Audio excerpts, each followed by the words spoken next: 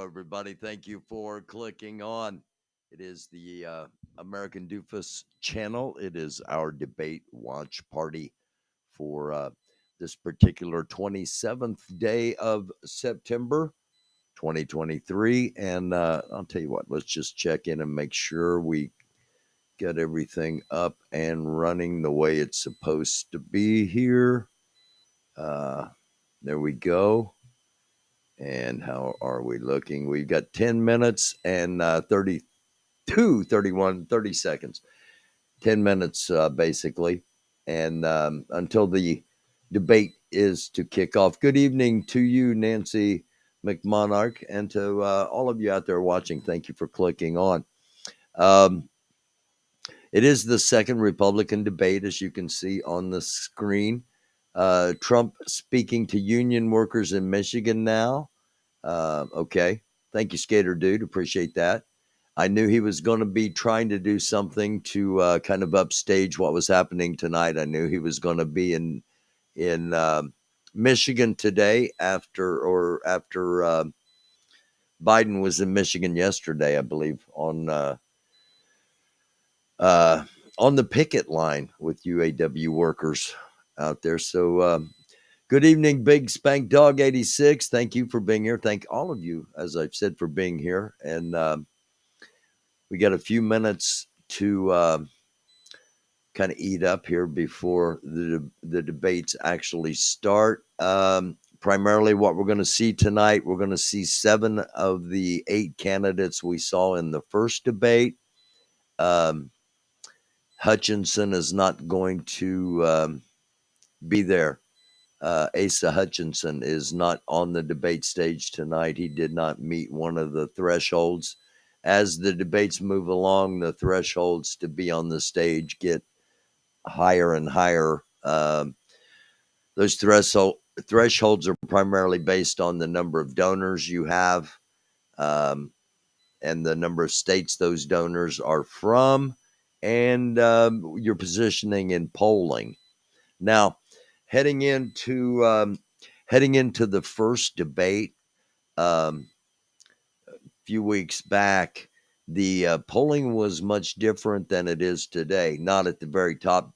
The ex-president, former President Trump, is leaps and bounds ahead still of the rest of the field.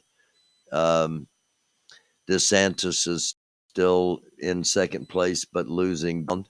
And the newcomer, Ramaswamy, was at the top of the poll with DeSantis the last time we saw the debate stage. The debate stage will look a little bit different tonight as far as if they, and they usually do position them by where they're ranking in the polls. You're not going to see Ramaswamy in the center of the stage. He's not going to be getting the time he got in the first debate. A lot of questionable activities, questionable statements coming from him. And it seems like maybe he's not in it really to seriously. He's in it to elevate his social media status, is what some people are proposing, because he really doesn't have a chance. And the more he talks, the less support he gets. And that's really not an effective way to run a political campaign. So the lineup will be shaken up a little bit tonight. Pence, I think my old buddy Mike Pence has crawled up 1 percentage point in the polls, I believe, maybe 2. But he is not making a giant leap. We will see Nikki Haley. Support for her has increased since the second debate. Since the first debate here, and as we get ready for the second debate, support for Nikki Haley has increased, but nothing near, a breakout kind of situation. And that's what a lot of a lot of Republicans are looking for. They're looking for somebody to give them a reason not to support Donald Trump. That's just my opinion. That's, it's not based on anything other than being in politics for an incredibly long period of time, um, and knowing kind of how the sausage is made, if you will. What really determines what happens and when it happens and who it happens to. Um, I think they're looking for somebody. Originally, it was going to be DeSantis, but I think they've figured out that DeSantis is maybe one of the creepiest candidates ever, um, just by the way he deals with the public. No charges or accusations or anything of nefarious activities from him. Just creepy in the way that he creeps people out, picks his nose and rubs it on people's hats and stuff. So, and I'm not making this stuff up either. It's documented. Um, and they're waiting for somebody, and they're hoping that in one of these debates there will be that moment where the heavens will part and a candidate will emerge that will take the torch and unite the Republican Party and lead them towards political dominance. Um, that's not why I watch this, by the way. but uh, that's the illusion that a lot of people in the Republican Party carry and are hoping will happen in one of these debates. Um, and I'm just going to say before these debates start that Nikki Haley would probably be the most likely one to potentially have such an event or such a moment.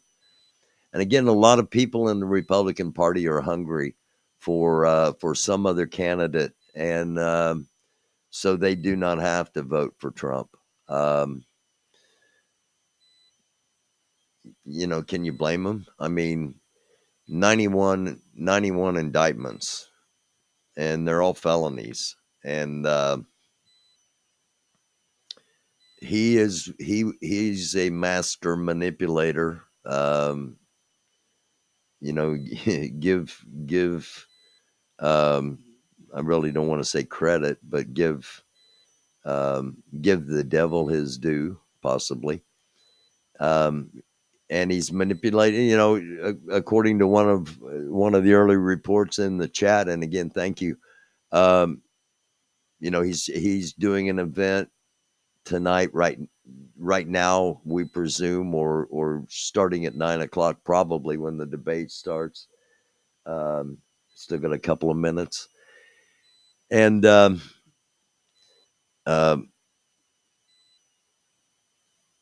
he's really the only choice in the Republican Party, and they need somebody to separate themselves from this pack of mediocrity that we're going to see on the debate stage tonight. Um, I can't see it being Chris Christie. I can't see it being Mike. I can't see it being Pence. Um, and this, like I said, the Ramasway guy, he was, youthful and new and energetic, and then, um, and it's not going to be DeSantis. Um, so let's see what Nikki Haley does tonight in the debates. And again, thank you all for clicking on. We're just about to get started. I had to sign in to Fox to be able to do this. And why don't we just go ahead and go to them? I'll hop over here into the chat real quick and say hi to Butterflies. Hi, Butterflies. And Skater Dude.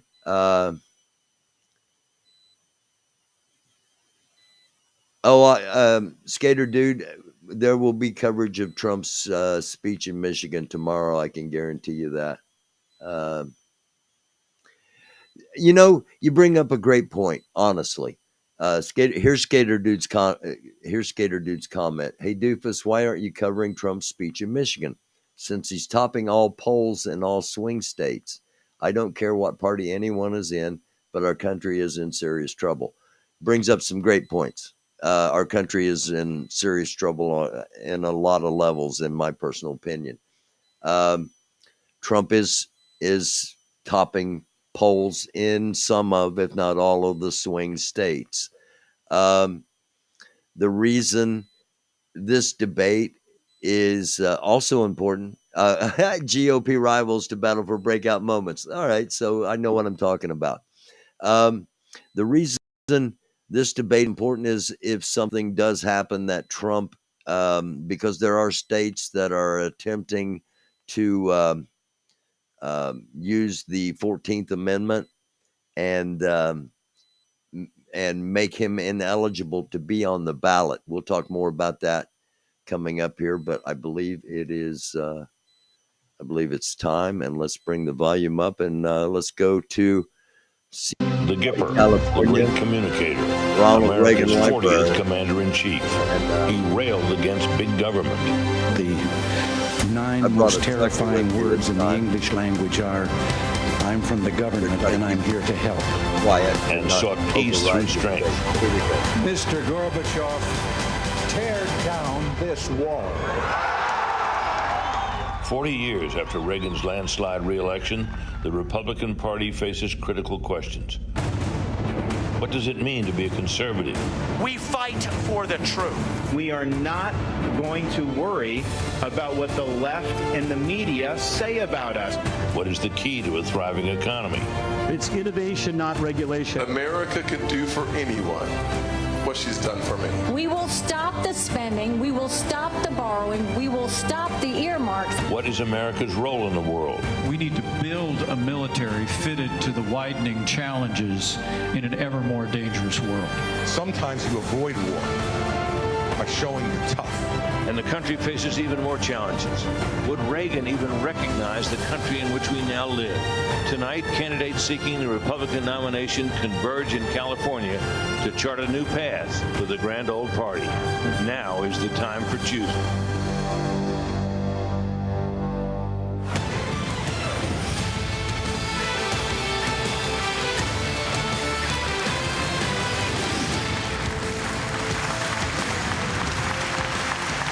Welcome to the second Republican debate of the 2024 primary, live from the Ronald Reagan Presidential Library in Simi Valley, California. We're inside the spectacular Air Force One pavilion, where the stage is set for a showdown. I'm Stuart Varney of Fox Business, and I am thrilled to be sitting alongside my co-moderators, Fox News Channel Dana Perino and Ilya Calderon, Univision. Good evening. Thank you, Stuart. President Reagan famously described America as a shining city on a hill. And tonight, 7 candidates will make the case they should be the one to lead that city into a brighter tomorrow. But first, they have to convince you, the voter. Please allow me to welcome our Spanish-speaking audience. Muy buenas noches a todos. Desde la Biblioteca Presidencial Ronald Reagan, los precandidatos republicanos también buscan su voto para las primarias del partido. Bienvenidos. And good evening. So let's meet the candidates who have qualified and chosen to be on this stage tonight. They are positioned by the order they rank in the polls, with the highest polling candidate in the middle. Standing center stage, Florida Governor Ron DeSantis.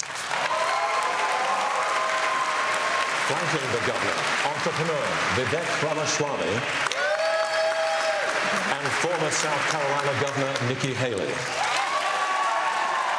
Next is South Carolina Senator Tim Scott and former New Jersey Governor Chris Christie. On the wings tonight, former Vice President Mike Pence and North Dakota Governor Doug Burgum. We have questions on a wide variety of issues in division and incivility.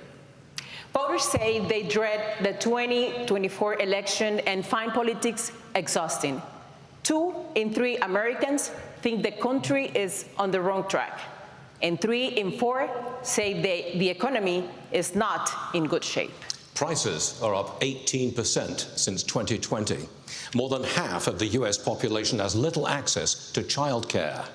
85% of Americans say their personal finances are a source of stress. Americans want to believe a leader who says, "You can follow me. I've got you. Don't worry." President Biden is trying to do that with Bidenomics. And yesterday, he joined the picket lines where auto workers are demanding more wages and job security. Senator Scott, you recently reacted by praising Ronald Reagan for firing air traffic controllers in the 1980s, saying, "You strike, you're fired." Would you fire thousands of striking auto workers today, Senator? Obviously, the President of the United States cannot fire anybody in the private sector. However, we should look back at the first bill in Congress under Joe Biden. The first bill had $86 billion for the union pensions because they continue to overpromise yet underdeliver. One of the challenges that we have in the current negotiations is that they want 4-day French work weeks, but more money. They want more benefits, working fewer hours. That is simply not going to stand. I sat in a finance committee hearing when a widow came before the committee who was promised pensions from the unions, $4,000 a month. Unfortunately, it had been cut to $1,000 a month.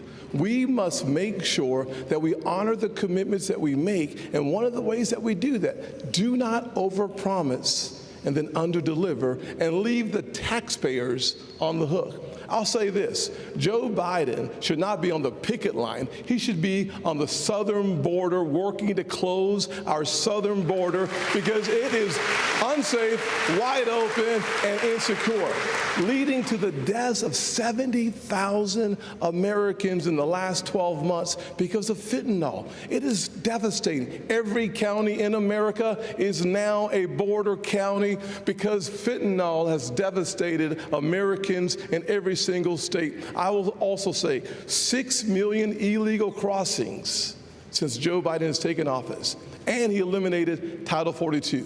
The one thing he should do is finish the wall, reinstate Title 42, and get the job done. Well, I can promise you that we are going to have a lot of questions on the border and immigration. But in the meantime, we do want to talk about the economy and jobs, and especially want to talk about this strike for just a moment more. Mr. Ramaswamy, you've said you really empathize with the strikers. You're standing next to Senator Scott. Do you agree with what he said, or do you think he's wrong? I agree with some of what he said, for sure. I like the spirit of it. I'll say that I don't have a lot of patience for the union bosses. I think that's where he and I actually have a common view. I do have a lot of sympathy for the workers, however. People are going through real hardship in this country. I've been through hardship growing up. My father stared down layoffs at GE under Jack Welch's tenure at the GE plant in Evendale, Ohio. My mom had to work overtime in nursing homes in Southwest Ohio to make ends meet and pay off our home loan. So I understand that hardship is not a choice. But victimhood is a choice, and we choose to be victorious in the United States of America. You know what, if I was giving advice to those workers, I would say go picket in front of the White House in Washington, D.C. That's really where the protest needs to be. Disastrous economic policies that have driven up prices, that have driven up interest rates and mortgage rates, at the same time wages remaining stagnant. What we need is to deliver economic growth in this country, unlock American energy, drill, frack, burn coal, embrace nuclear energy, put people back to work by no longer paying them more money to stay at home, stabilize the U.S. dollar itself, and rescind a majority of those unconstitutional federal regulations that are hampering our economy. That is how we unleash American exceptionalism. And that's not a Democratic vision or a Republican vision. That is an American vision that we embrace economic growth, and capitalism is still the best system known to man to lift us up from poverty, and we should not apologize for it. That's what it means to be an American.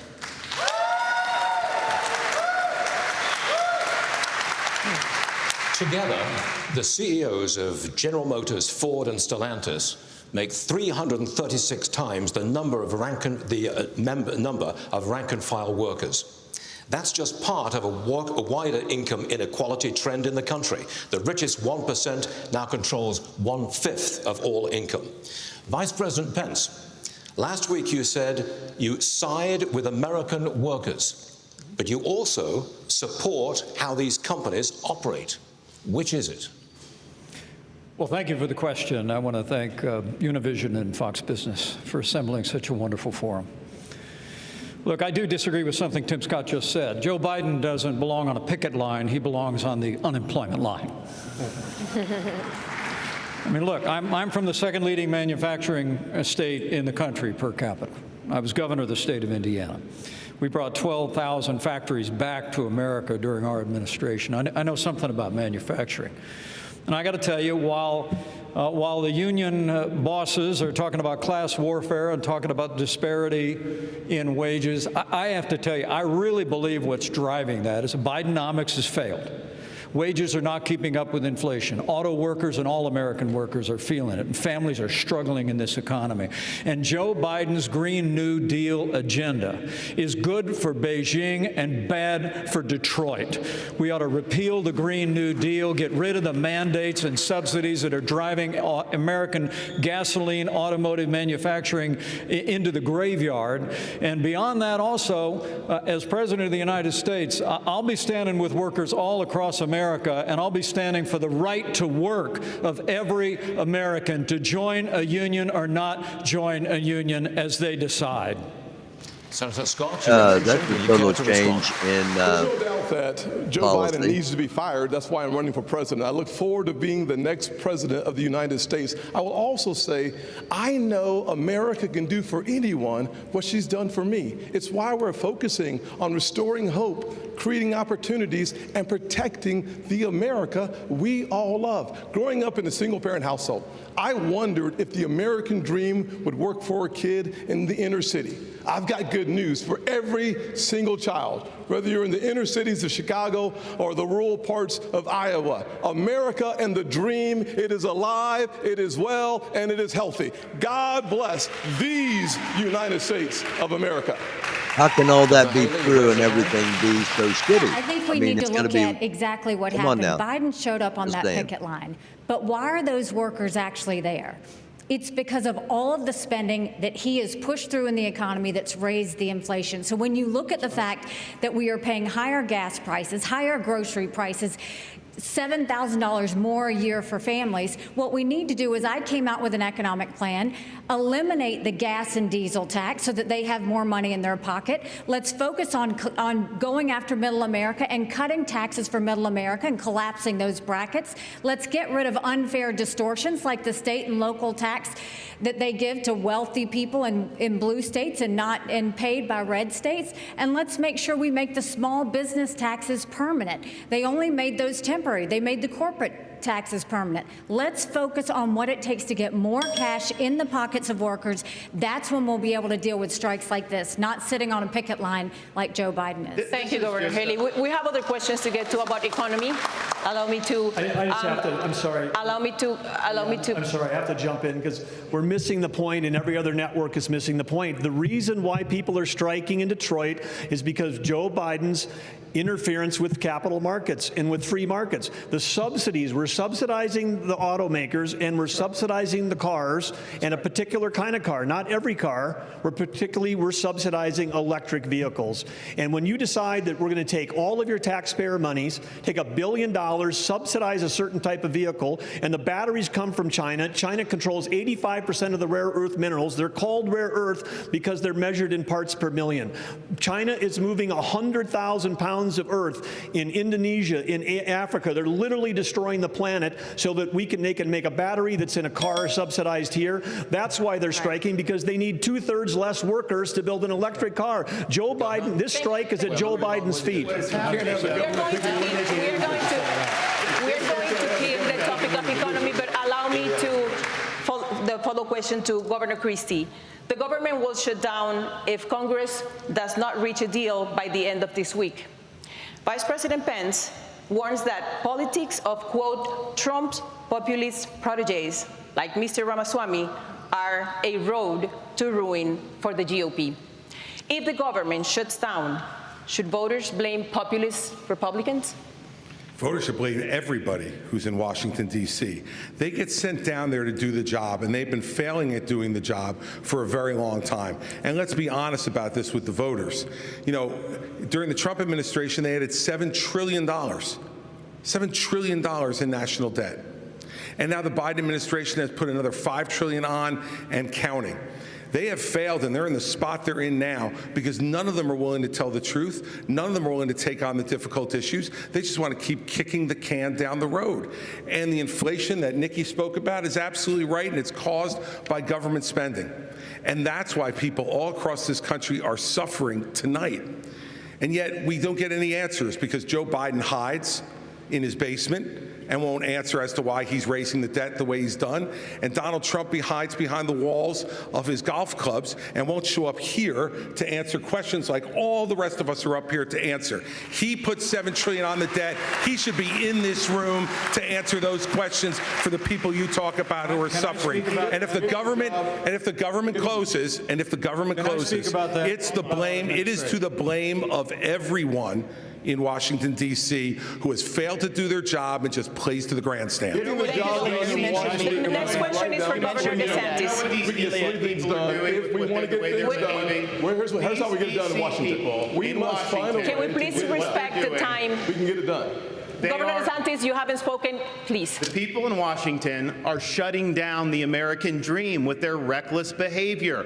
They borrowed, they printed, they spent, and now you're paying more for everything. They are the reason for that. They have shut down our national sovereignty by allowing our border to be wide open. So please spare me the crocodile tears for these people. They need to change what's going on. And where's Joe Biden? He's completely missing in action from leadership. And you know who else is missing in action?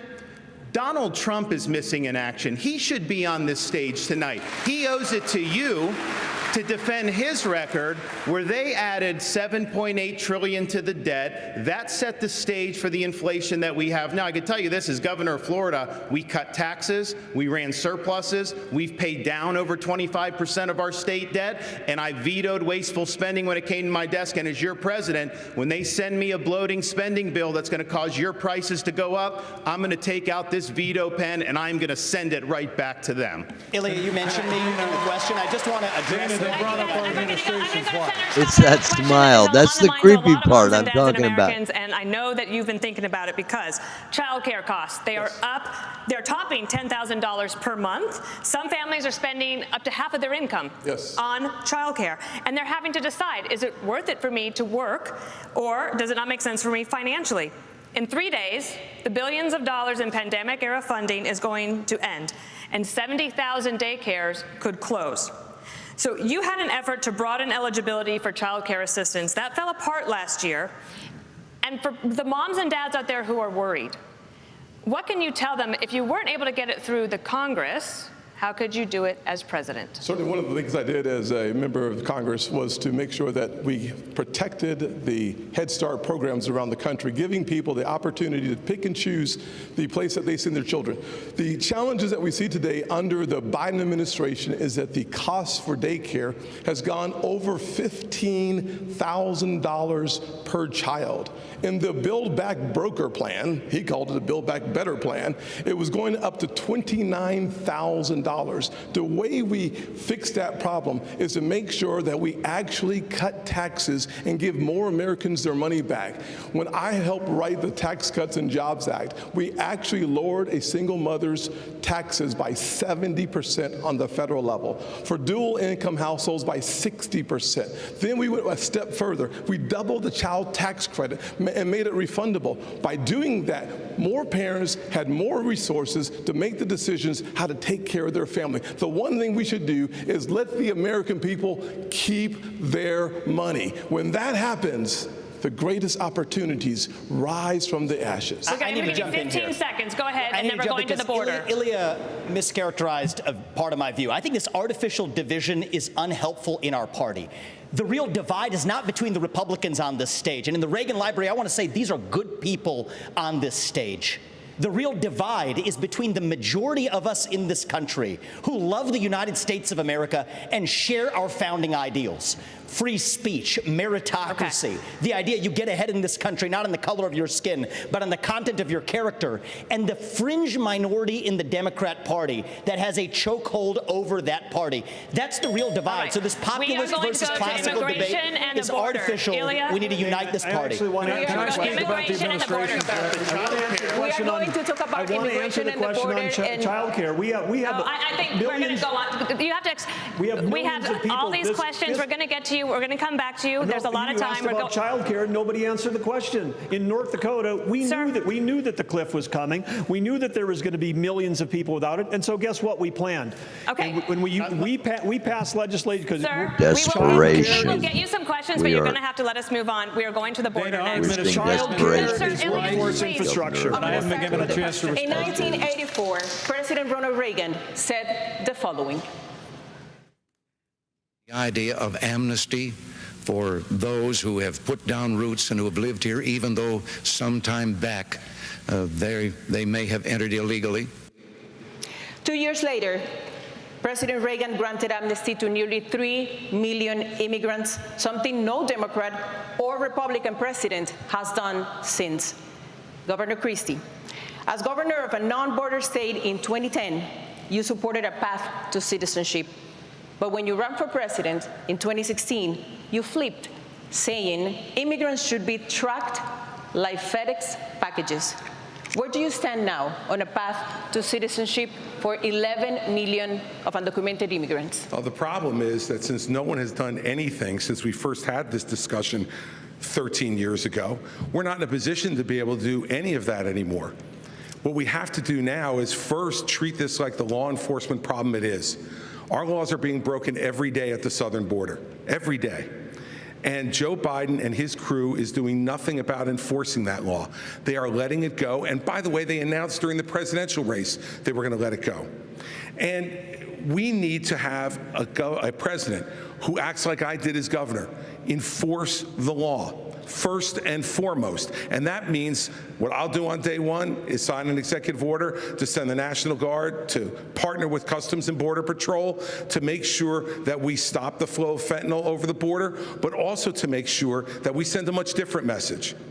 We want you here in this country to fill the 6 million vacant jobs we have, but only if you come here to follow the law and only if you come here legally. If you come here illegally, we will apprehend you and we will send you back across the border from which you came. And the fact is that until we set a law and order agenda in this country, not only now but in the future, we won't be able to continue this. And I'll tell you this, Donald Trump failed on this as well.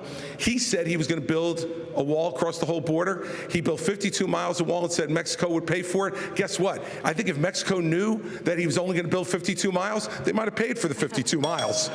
Thank you, Governor. All right, Governor Haley. Most illegal immigrants are coming from countries south of the border.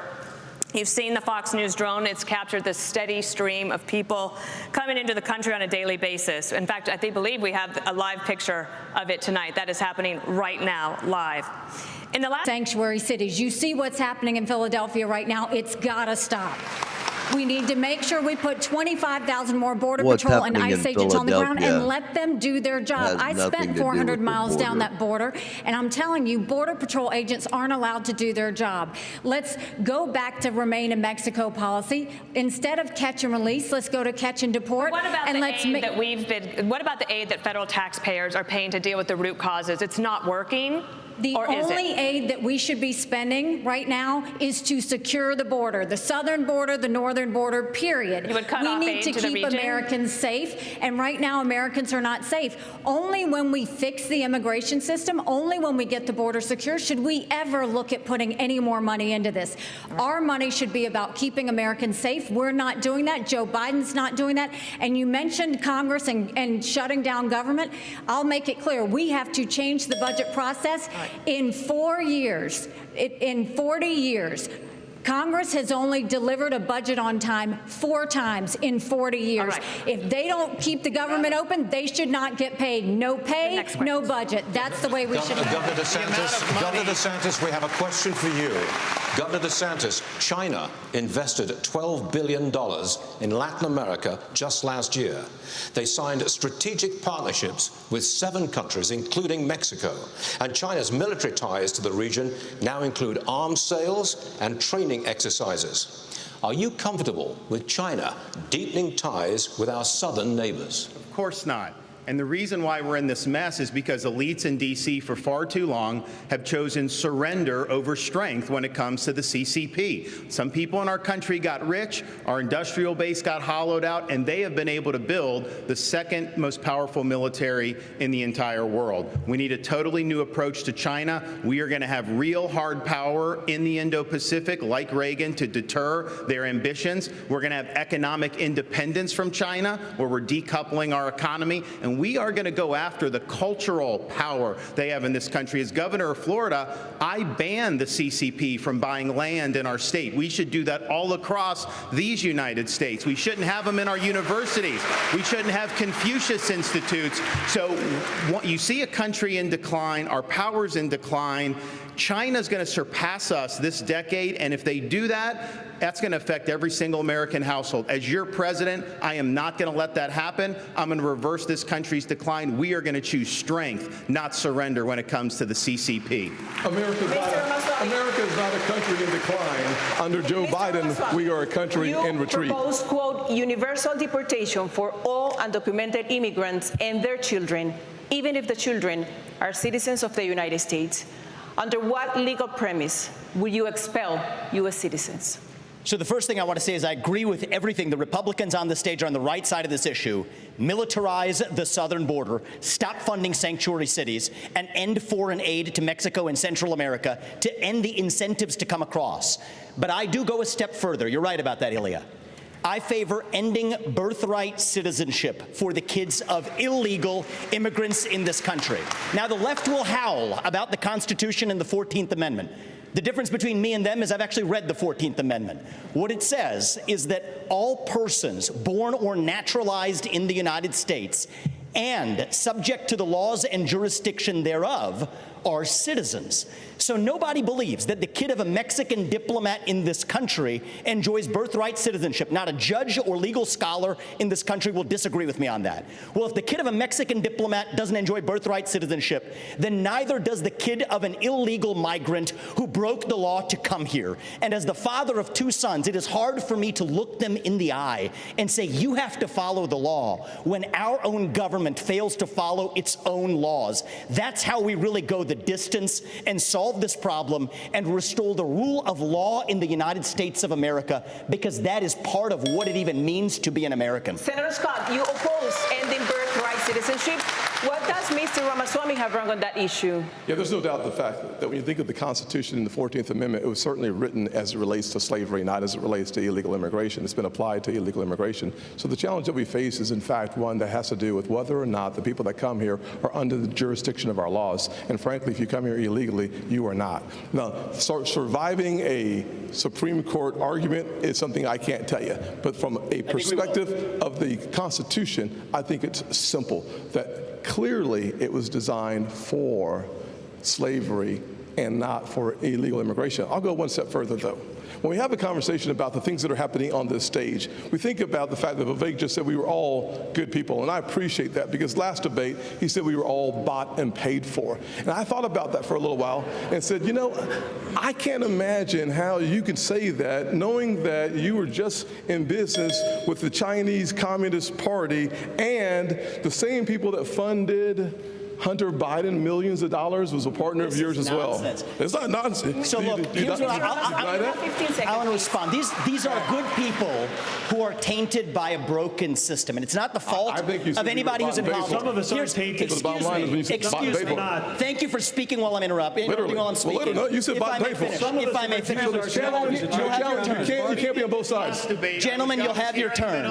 One of the challenges we should have we should have a debate between Vivek business in China. Everybody knows that. If I may address, focus on holding Joe Biden accountable. That's what we need to be focusing on. I actually agree with Ron DeSantis. When everybody speaks at the same time, no one can understand exactly. Your message. So if I may, I agree with Ron DeSantis on China.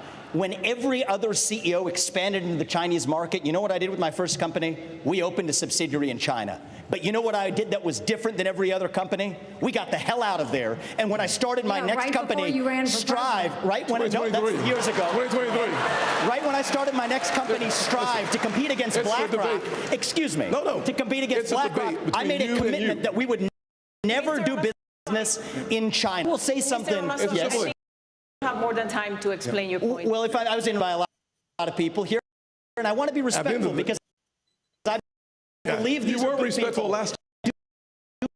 Do not believe in these. We're sitting here in the Reagan Library, from one admirer of Ronald Reagan to another. From one admirer of Reagan to another. We cannot do deals with the violate 4 years ago. This isn't productive. I want to hear about that. Let's have a policy debate. What's going on? Let us have a policy debate. Let's have about their records. Let's have a policy debate. And the right answer is we need to declare independence from China. And I will see that through. Vice President Pence, in 2017, the Trump-Pence administration canceled DACA, which put the legal status of 600,000 dreamers in the hands of the courts. Dreamers work and they pay taxes. As president, if the Supreme Court ends DACA, would you work with Congress to reach a permanent solution for dreamers? Well, first, let me say I'm glad Vivek pulled out of his business deal in 2018 in China. That must have been about the time you decided to start voting in presidential elections. So we're nice to have you participating in elections. So let me speak to this issue. Number one, I negotiated the Remain in Mexico policy with the Mexican government. We used economic power to bring the Mexican government to the table. We built hundreds of miles of border wall. And despite what's said here today, we reduced illegal immigration and asylum abuse by 90%. And as President of the United States, I can do it again. And the truth is we need to fix a broken immigration system, and I'll do that as well. But first and foremost, a nation without borders is not a nation. And we have to secure the southern border of the United States of America. I know how to do it, and we will do it again. Let me say one other thing about China. Let me say one other thing about China. Would you negotiate with Congress to give a solution to the problem that dreamers have right now? They are on a limbo. Well, let me tell you, I served in Congress for 12 years, although it seemed longer. But you know, something I've done different than everybody on this stage is I've actually secured reform in Congress. You know, Ron, you talk a really good game about cutting spending, but you've increased spending in Florida by 30%. When I was a member of Congress in 2006, right after Hurricane Katrina, Dana, you remember it, we stood our ground. I led House conservatives. We cut $100 billion out of the federal budget. It can be done, but as I said in the last debate, I'll say again, this is no time for on-the-job training. I'm going to be ready on day one to get Congress to step up, secure the southern border of the United States, build a military fitted to our times, and we're going to get spending in Washington, D.C. under control once and for all. I got mentioned on that one. On the other side of this break, and I propose to go to a break. How will these candidates make America safer as rising crime plagues our cities? Debate night continues in moments. All right. Debate night continues in moments. And thank you all for being here. Thank you all for watching. Thank you for being in the chat. The chat is having a much more respectful and entertaining and knowledgeable debate than what's been going on the screen here.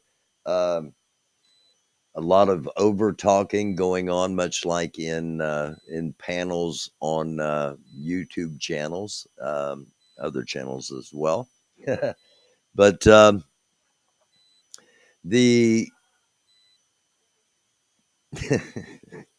sorry, I heard laughter coming from somewhere. I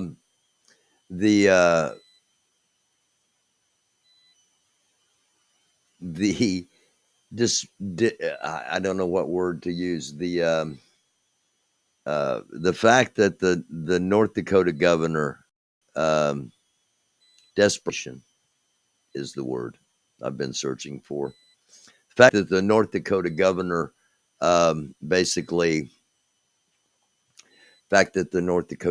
basically jumps in every time he possibly can, trying to make himself relevant. You know, I understand what he's doing. It's not working. Mike Pence trying to go for the soundbite. Mike, that's 2016 politics. The soundbite is now, you know, the soundbites, what were soundbites then and something that you shot for are now memes. And while I would love to be able to say, yes, I ran against the guy that eventually became president of the United States, I'm going to settle for saying yeah, I ran against Mike Pence. He was vice president under 45 and then went back to woodwork because I think that's probably the best thing for Mike. And he's not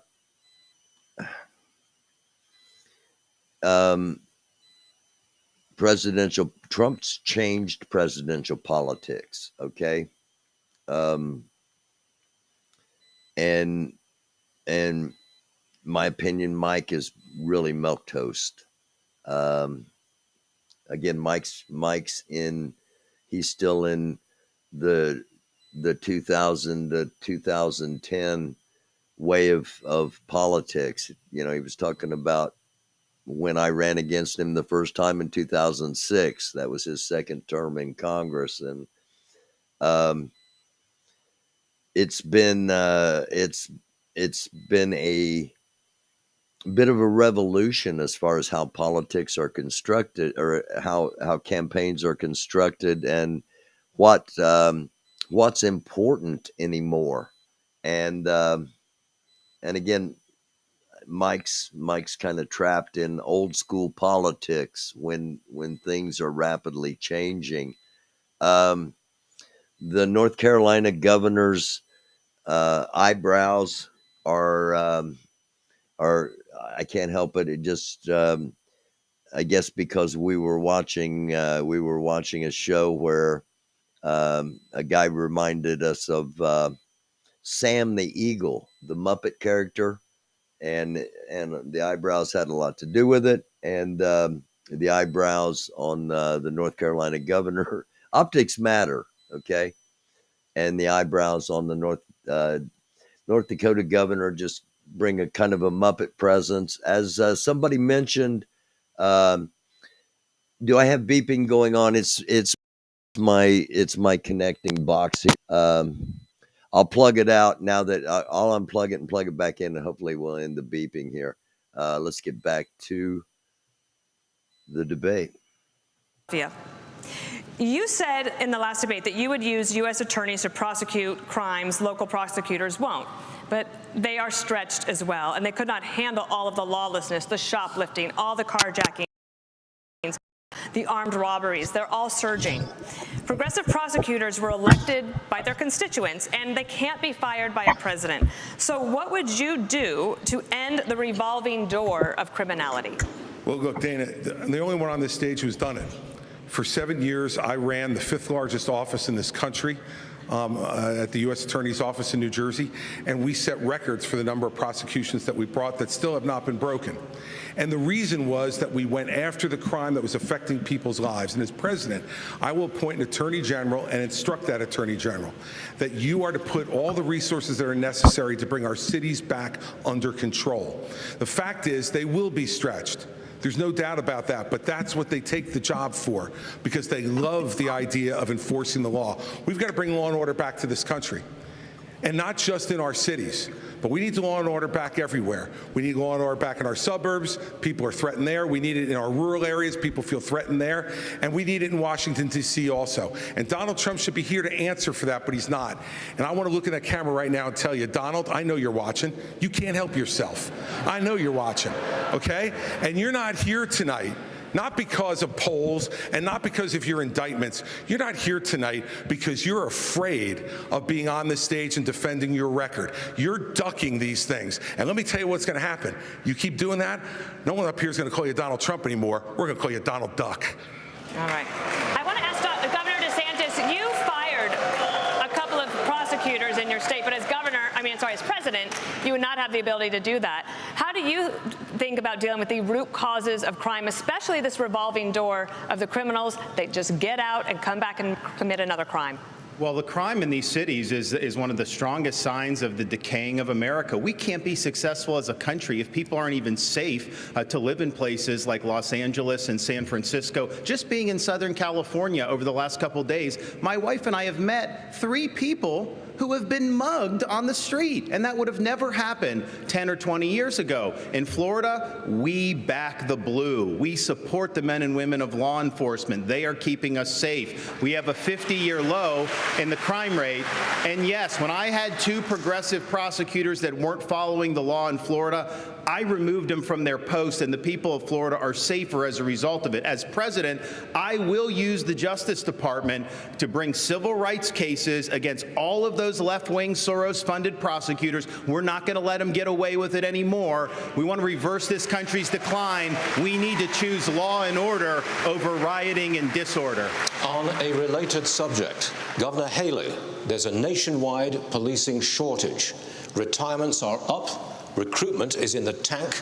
Morale is at a record low. 3 years ago, you signed a pledge to support law enforcement. Now, pledges are a nice idea, but what's your actual plan to get more police on our streets? Well, and I actually did it in South Carolina, too. You know, what we knew in South Carolina was you take care of those who take care of you.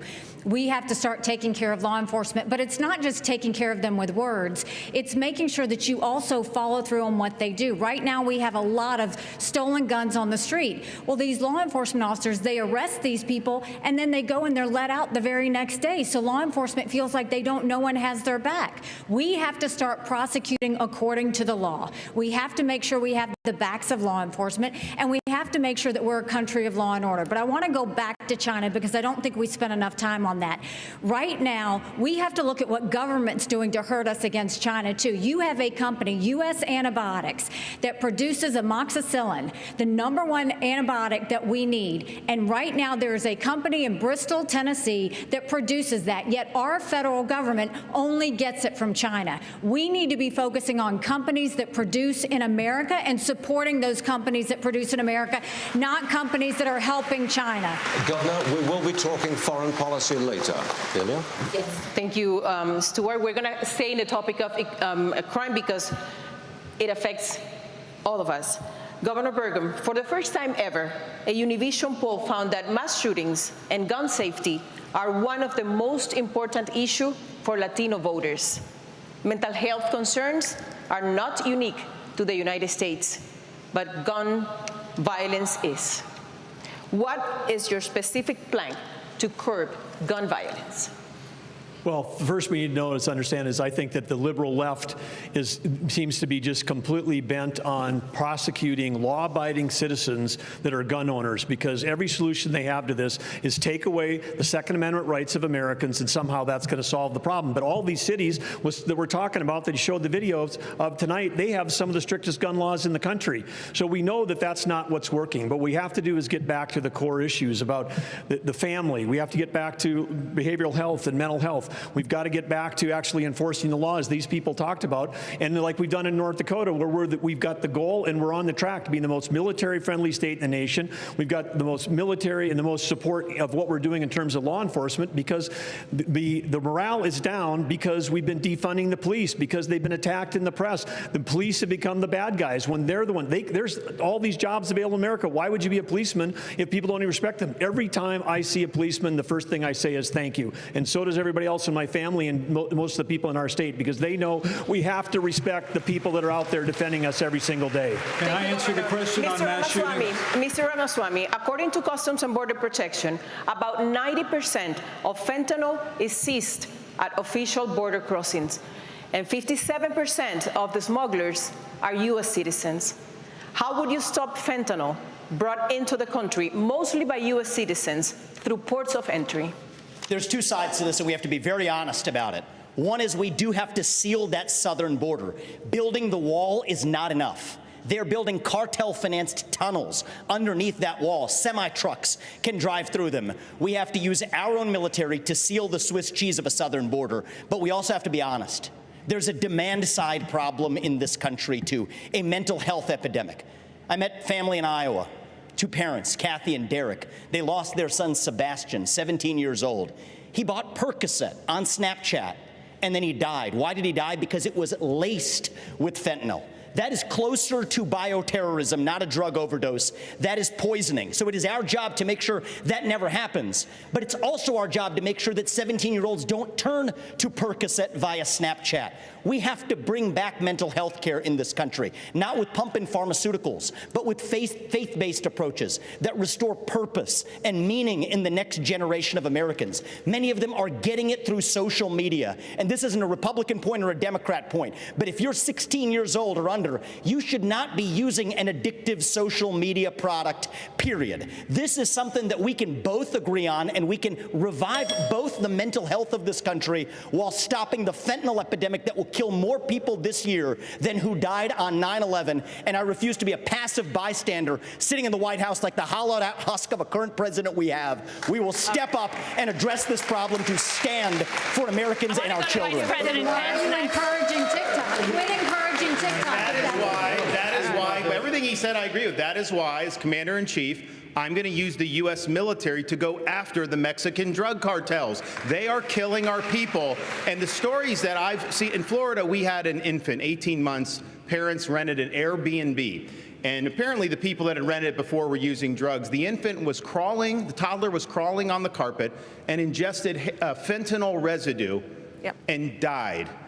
Are we just going to sit here and let this happen, this carnage happen in our country? I am not going to do that. So I guarantee you on day one, this border is going to be a day one issue for me as president. We're going to declare it a national emergency. Yes, we'll build the wall. We'll do remain in Mexico. But those Mexican drug cartels are going to be treated like the foreign terrorist organizations that they are. President Pence. All right, Vice President Pence. We're going to move on to a different issue. Hold on, sir. Vice President Pence. $5 billion. Just last month, Vice President Pence, you said if elected, you would repeal all Obamacare mandates. However, you also made that same promise in 2016. And at that time, Trump-Pence had congressional majorities for at least the first 2 years, and you did not deliver on that promise. So Obamacare, right now, it is more popular than ever. Why should Americans trust you, if you become president, to fix that, or is Obamacare here to stay? Well, first, let me speak to the mass shootings issue, and then I'll answer that question. It's an important one, Dana.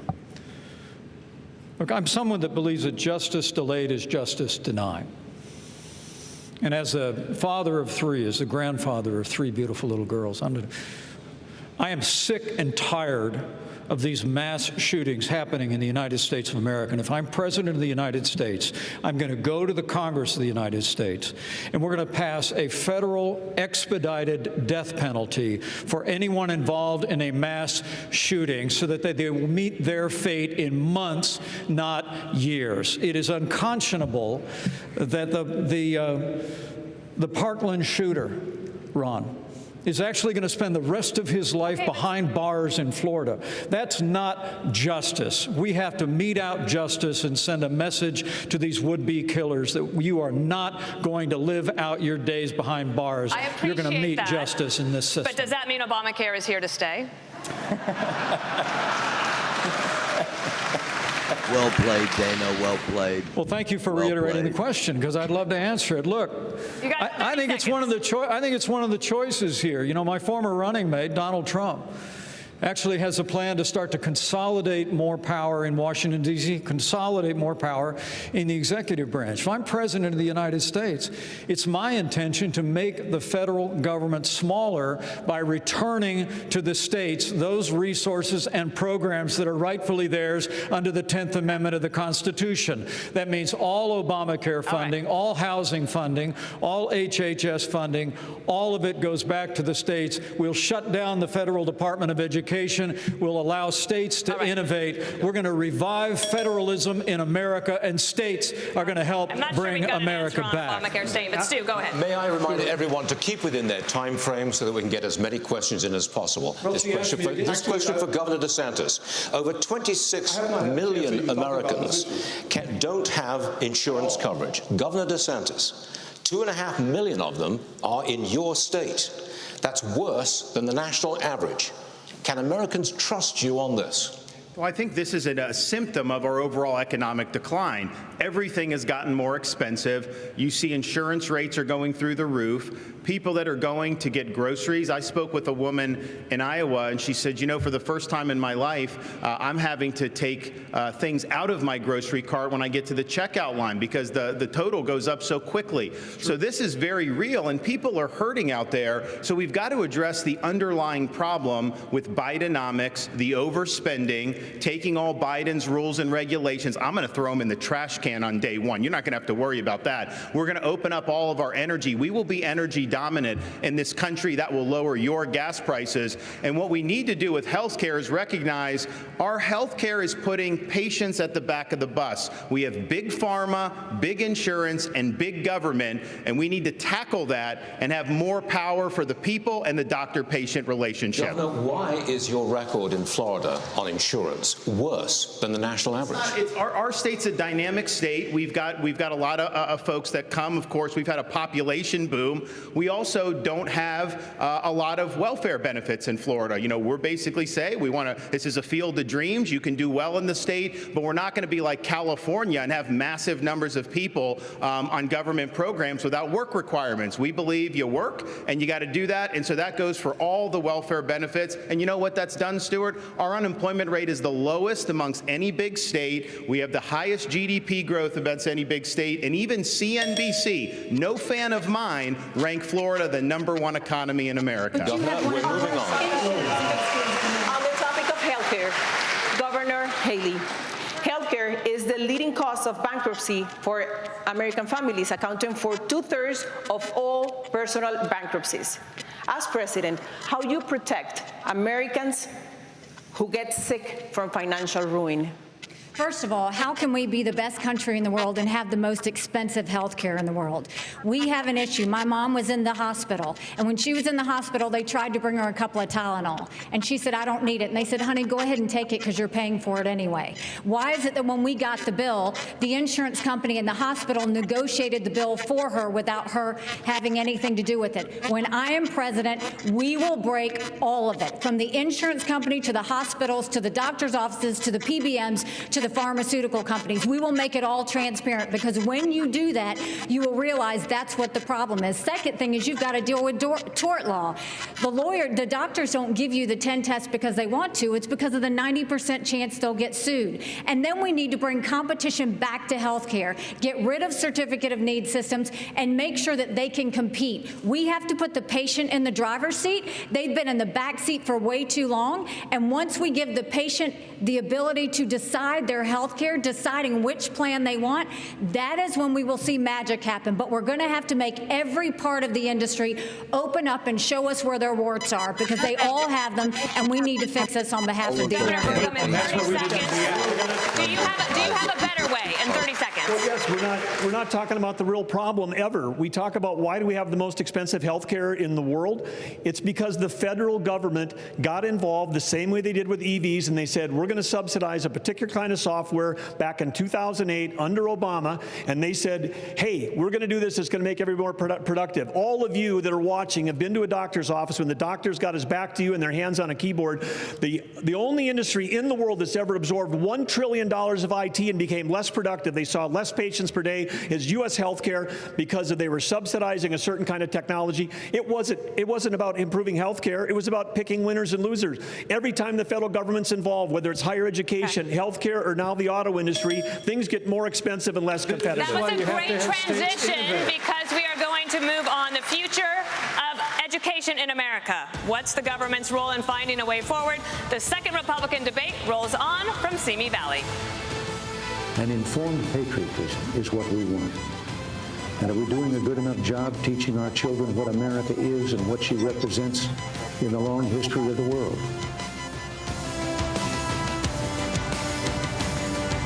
All right.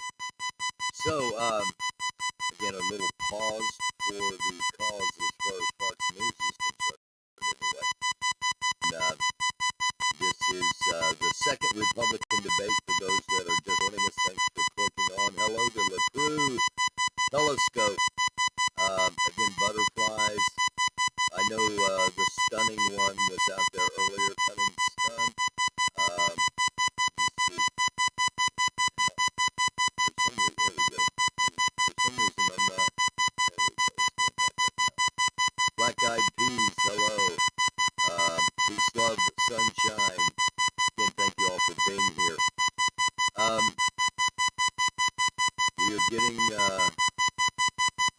beeping. I got the beeping sound. Okay, let me go. All right. I get the beeping sound. Yeah, I'm hearing it too now. I'm hearing it even worse. It's this. It's the connector. I'm gonna have to get rid of my mic and headset here and go into another headset. I'll be back in just a second. We'll go to Fox News analysis since they aren't showing a commercial. I'll be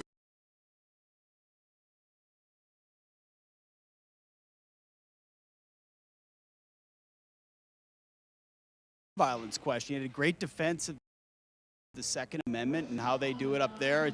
I think so far he's had a nice debate. Let's go to Rachel. Rachel, your takeaway here on the second portion, or anywhere you want to go, whatever you want. Yeah, I agree. Well, first of all, I agree. I think Burgum has the most solid, substantive answers. But I have to give credit to Ron DeSantis. I think he's hitting a lot of things as well. He talked about George Soros-funded prosecutors, how he fired prosecutors in his own state and how he got things under control there. He was able to come back and say, CNBC is not my friend, but even they say I have the best state. So I think from somebody who's done, governed well, and if he was president, you could say, Ron DeSantis would probably do a pretty good job. I mean, it's true, but all of them, lack that sort of, spontaneity and entertainment and fun that can come with politics that Donald Trump has. We haven't seen anybody be able to deliver that. I agree with Will on Chris Christie. The answers are canned. And Nikki Haley and a few others just kind of represent, and Tim Scott kind of represent this other era of, debates and Republican politics where you could give a talking point in a can zinger and people kind of bought it. Yeah. We're in a post-Trump world. Totally people right. want authenticity. Yeah. Totally right. I see, I have a lot of on my sheet, pretty good, steady answer, decent answers, wonky answer, like that. I just don't think that stuff sticks through. Hey, Jason, it's interesting. I took notes through the whole segment. I don't know if I wrote Tim Scott's name down. I mean, talk about a guy who was really prominently featured in the first section. I don't think we really saw him at all in this second one. Well, I think the moderators are trying to balance the time, and Tim Scott inevitably, he did get the most amount of time in the first segment. They had to balance that out. Hard to go a whole segment and not get a single question. I think Governor Burgum would be a really good governor of a state in maybe like North Dakota. I just don't think he's going to be the next president of the United States. I thought Dana Perino smacking down the vice president saying, "Why don't you answer the question?" was just, that was a TV moment. Yes. She was in her element, and she made the point because Vice President Pence was off talking about something totally unrelated to the question. Yeah. And I do think Ron DeSantis, again, scored points because I think the country wants to be more like Florida than any other place. They're looking at their own state saying, hey, why can't we be like Florida? Yeah, he had a pretty good, Pete, strong, really quick. Steady. Go ahead, Rachel. Take it. We got about 30 seconds. I was just going to say, did Mike Pence negotiate the Remain in Mexico? I mean, it's kind of interesting how he tries to take credit for a lot of things. Everyone knows that if Mike Pence had been in charge, immigration policy, Trump immigration policy would not be the way, he would be a lot more lenient than Trump was on that. He takes credit for things that work and nothing on anything else. All right, we're back. I think the moderators are here.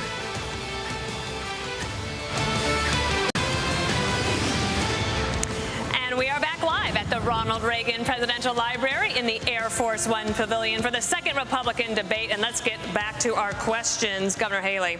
American students, they are in academic trouble. They have lower scores in math and reading. There's chronic absenteeism. That's at record highs. And this has even been called education homicide. You say school choice is the answer, but South Carolina, your home state, still has not enacted universal school choice, and even the current expansion won't be fully implemented until 2027. Parents can't wait 4 years for a fix. So what would you do right now? Well, and school choice isn't the only answer, but I'll tell you it's not out of a lack of trying that we didn't try and get school choice in South Carolina.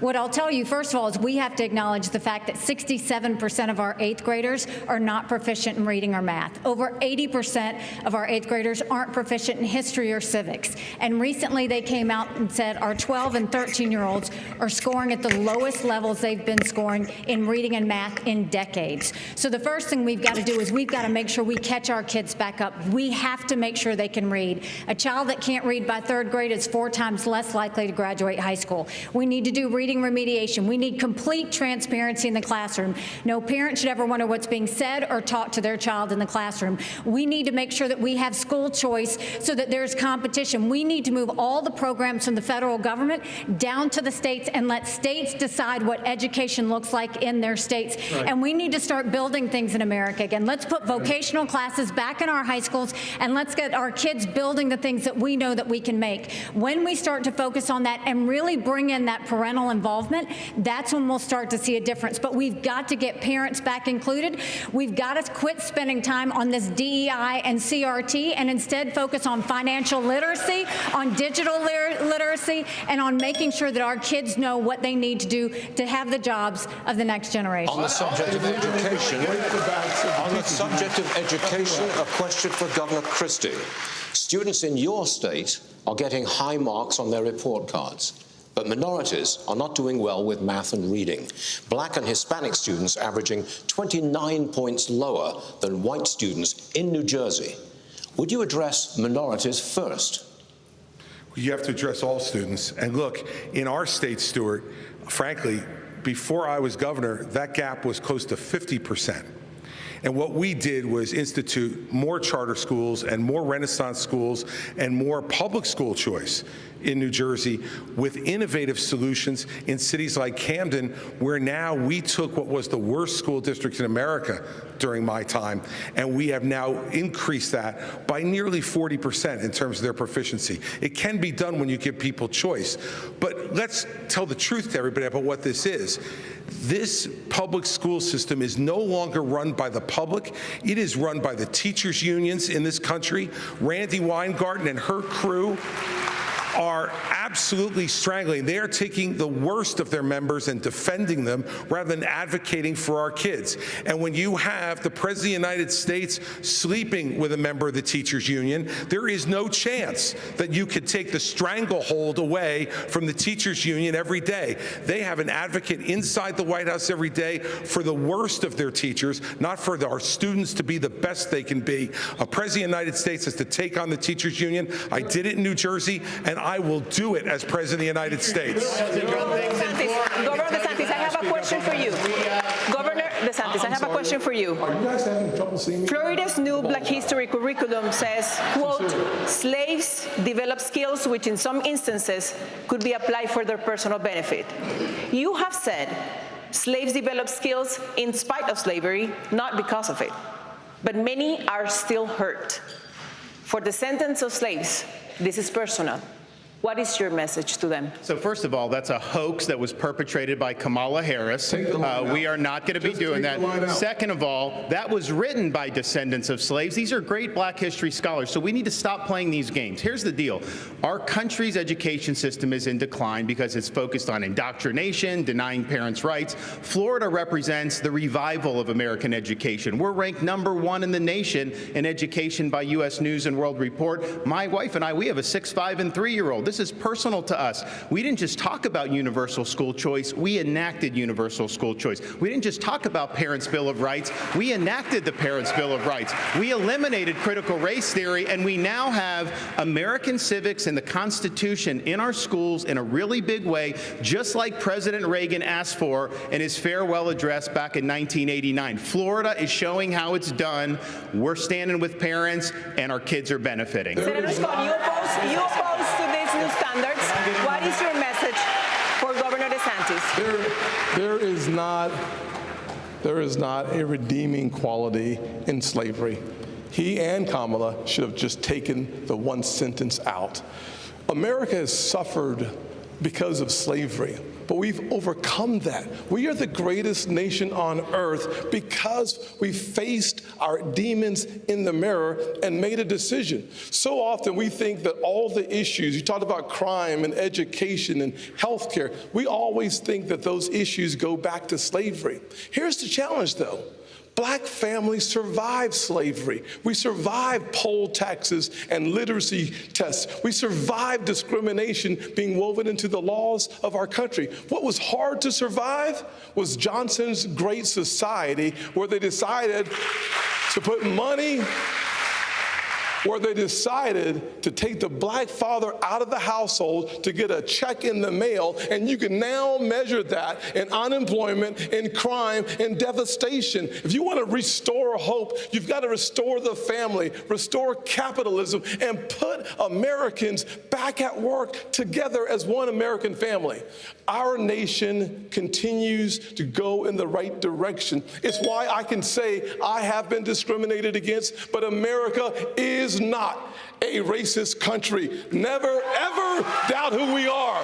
We are the greatest country on God's green earth. And frankly, the city on the hill needs a brand new leader. And I'm asking for your vote. I'm going to have a question for you, Mr. Ramaswamy.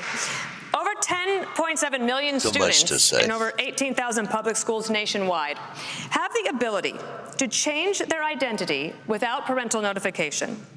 Governor Christie told Stewart last week that he would pass a federal law to protect parental rights. Would you try to do the same? I have to be very clear about this. Transgenderism, especially in kids, is a mental health disorder. We have to acknowledge the truth of that for what it is. I met two young women early in this campaign. Specifically on parental rights in schools. Parents have the right to know. And you know what the hypocrisy of this is? Even New Hampshire failed to actually get past a piece of legislation here. The very people who say that this increases the risk of suicide are also the ones saying that parents don't have the right to know about that increased risk of suicide. And I'm sorry, it is not compassionate to affirm a kid's confusion. That is not compassion, that is cruelty. I met two young women, Chloe and Katie, early in this campaign, who are in their 20s, now regret getting double mastectomies and a hysterectomy. One of them will never have children. And the fact that we allowed that to happen in this country is barbaric. So I will ban genital mutilation or chemical castration under the age of 18, and parents have absolutely the right. Would you try to pass a federal law that says parents should have that right? We are going to require states absolutely have to follow that through. Governor Burgum just to follow up on this because you in your state you do not have a law that says parents can't be notified, but you want to be president. Would you try to pass a federal law to say parents have that right? Wouldn't it be nice if he just answered the question? I think this is a state's issue, but I do want to say something, because all night long we've been talking about issues about how it's broken in Washington, and I respect all of the people on the stage here for their 100+ years of public service. Thank you. But the reason why we're not talking about education or health care or safety being a problem in North Dakota is because we have a business leader. I've got more experience as a business leader than I think this whole group combined. I know I've created more jobs than everybody else on stage, thousands of high-paying jobs that have real meaning. So as a business leader, you come in and you treat the taxpayer like a customer. So in North Dakota, instead of fighting with the teachers' unions, we actually created a K-12 coordinating council. Everybody gets in the room and the customer is the student. But you do understand that this is an issue that many people in America really are concerned about, worried about parents and notification in schools. Yes, and that's why we have 50 platforms of innovation. That's why we have states. There are certain things the federal government is supposed to do. It's not the Department of Education. That needs to be assembled. We got to move it back to states. Do what we did in North Dakota. Instead of like, oh, here's a choice school and here's an old school, the old way with the teachers union, the kids are trapped. We made every school in North Dakota an innovation school. Every school got out from under the red tape, and the things that help teach the values that we're trying to get, like 4-H, like FFA, like Boy Scouts, they can get credit for all of that stuff in North Dakota. And by the way, North Dakota is now at the top of the median SAT scores in the country right now. Vice President Pence, the Department of Homeland Security warns that violence against LGBTQ+ people is on the rise and intensifying. According to a recent study, members of that community are 9 times more likely to be victims of violent hate crimes. As president, how would you protect this community from violent attacks and discrimination? Well, as President of the United States, I'll stand up for the safety and the civil liberties of every American from every background. And I want the American people to know that. But I want to answer the question as well, Dana, that you just asked Doug Burgum. Because by way of full disclosure, Chris, you mentioned the president's situation. My wife isn't a member of the teachers union, but I got to admit, I've been sleeping with a teacher for 38 years. And so full disclosure. Look, education is a state and local function. The state of Indiana had one of the very first school choice programs in the country. And when I was governor of the state of Indiana, we doubled it. And as to your question, Dana, let's be very, very clear. When the Linn-Mar Community Schools in Iowa had a policy where you had to have a permission slip from your parents to get a Tylenol, but you could get a gender transition plan without notifying your parents. I weighed in with a foundation. That's not bad policy. That's crazy. We're going to stand up for the rights of parents, and we're going to pass a federal ban on transgender chemical or surgical surgery anywhere in the country. We've got to protect our kids from this radical gender ideology agenda, and we've got to empower parents at the state level with the ability to choose where their kids go to school, whether it's public, private, parochial, or homeschool. You empower parents, and our schools will straighten up and reflect our values and focus on the basics faster than you could possibly imagine. Next subject. Can I just say one thing? China is investing. If you talk over everybody, please, we lose time. China is investing heavily in their tech companies. $280 billion every year on semiconductor research and development. That is one CHIPS Act per year. Governor DeSantis, you say companies like Google and Meta have too much power. Doesn't going after them give China an edge?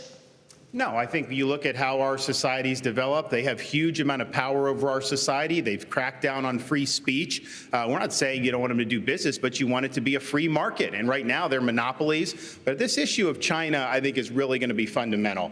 We have subcontracted out so much of our national needs to the CCP. We rely on them for a whole host of issues.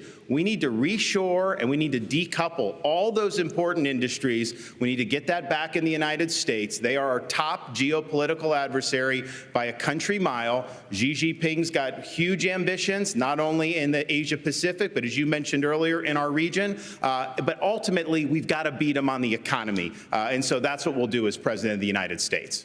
Governor Christie, I wanted to follow up on this because 22% of American workers fear their jobs will be lost to a robot.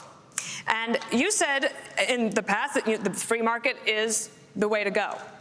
Would you retrain workers who lose a job to artificial intelligence, and to do what? Well, look, what I think artificial intelligence offers us is an extraordinary opportunity to expand well beyond the productivity that we have now, and to have Americans be able to be involved in that revolution, Dana. You know, each time we have shown incredible innovation and progress in this country. What we've done with it is to expand all kinds of new, even unthought of opportunities for folks. Yes, we have to do retraining for folks who lose some of their jobs, and we should be doing that. And we should have more training available both at the county college level and the local level for people to be able to access it. So yes, I would be in favor of that. But this is a much bigger issue than that. We can't be afraid of innovation. America has been the great innovator of this world over the last 250 years, a technological innovator, a manufacturing innovator, and a freedom and governmental innovator. And that's why America has to continue to stand strong in the world, pro-innovation, pro-progress. And I will tell you this, as President of the United States, what I will do is to make sure that every innovator in this country gets the government the hell off its back and out of its pocket so that it can innovate and bring great new inventions to our country that will make everybody's lives better. Mr. Ramaswamy, TikTok is banned on government-issued devices because of its ties to the Chinese government. Yet you joined TikTok after dinner with boxer and influencer Jake Paul. Should the commander-in-chief be so easily persuaded by an influencer? So the answer is I have a radical idea for the Republican Party. We need to win elections. And part of how we win elections is reaching the next generation of young Americans where they are. So when I get into office, I've been very clear. Kids under the age of 16 should not be using addictive social media. We're only going to ever get to declaring independence from China, which I favor, if we actually win. So while the Democrats are running rampant, reaching the next generation 3-1, Whoa. There's exactly one person in the Republican Party which talks a big game about reaching young people, and that's me. And let me level with all of you. I'm the new guy here, and so I know I have to earn your trust. What do you see? You see a young man who's in a bit of a hurry, maybe a little ambitious. Needs a hairstyle. Bit of a know-it-all, it seems at times. I'm here to tell you, no, I don't know it all. I will listen. I will have the best people, the best and brightest in this country, whatever age they are, advising me. We will be probably many of the people on this stage included. That's how I built my companies. I want to be challenged. I want people who disagree with me. That's what makes America great, because we're not a perfect nation. We're founded on the pursuit of perfection. That is what makes America great. And that is why we will end it once we win this election. I have to jump. I have to jump in here. I'm sorry. Was speaking. There's one person on this. This is infuriating, because TikTok is one of the most dangerous social media apps that we could have. And what you've got, I honestly, every time I hear you, I feel a little bit dumber for what you say, because I can't believe that you've got a TikTok situation. What they're doing is these 150 million people are on TikTok. That means they can get your contacts, they can get your financial information, they can get your emails, they can get text messages, they can get all of these things. This is very important for our party. This is very important for our party, and I'm going to say you've gone and you've helped China make medicines in China, not America. You're now wanting kids to go and get on the social media that's dangerous for all of us. You went and you were in business with the Chinese that gave Hunter Biden $5 million. We can't trust you. We can't trust you. We can't have TikTok in our kids' lives. This is very important. Mr. Ramaswamy, you have 15 seconds. I think, excuse me. You have 15 seconds, Mr. Ramaswamy. Thank you. I think we would be better served as a Republican Party if we're not sitting here hurling personal insults and actually have a legitimate debate about policy following Reagan's 11th Amendment in his honor. And the answer is that is what actually makes our country strong. And I believe in these people. These are good people on the stage. They disagree, but let's have a legitimate disagreement. That's what I would say. Stuart, can we get back to the question? The question was on technology. Governor DeSantis, There's I'm going straight on this stage that has a we career in will have to cut your mic, and I don't want to do that. I don't. So, Governor DeSantis, let me go to you. Experts say President Putin has ordered assassinations across Europe, cheated on arms control treaties with the U.S., and seeks to work with China to force our decline. President Reagan believed that if you want to prevent a war, you better be prepared to fight one. Today, the Republican Party is at odds over aid to Ukraine. The price tag so far is $76 billion. But is it in our best interest to degrade Russia's military for less than 5% of what we pay annually on defense, especially when there are no U.S. soldiers in the fight? Great question. It's in our interest to end this war, and that's what I will do as president. We are not going to have a blank check. We will not have U.S. troops, and we're going to make the Europeans do what they need to do. But they've sent money to pay bureaucrats' pensions and salaries and funding small businesses halfway around the world. Meanwhile, our own country is being invaded. We don't even have control of our own territory. We have got to defend the American people before we even worry about all these other things. And I watch these guys in Washington, D.C., and they don't care about the American people. They don't care about the fentanyl deaths. They don't care about the communities being overrun because of this border. They don't care about the Mexican drug cartels. So as Commander-in-Chief, I will defend this country's sovereignty. But it's not a territorial dispute.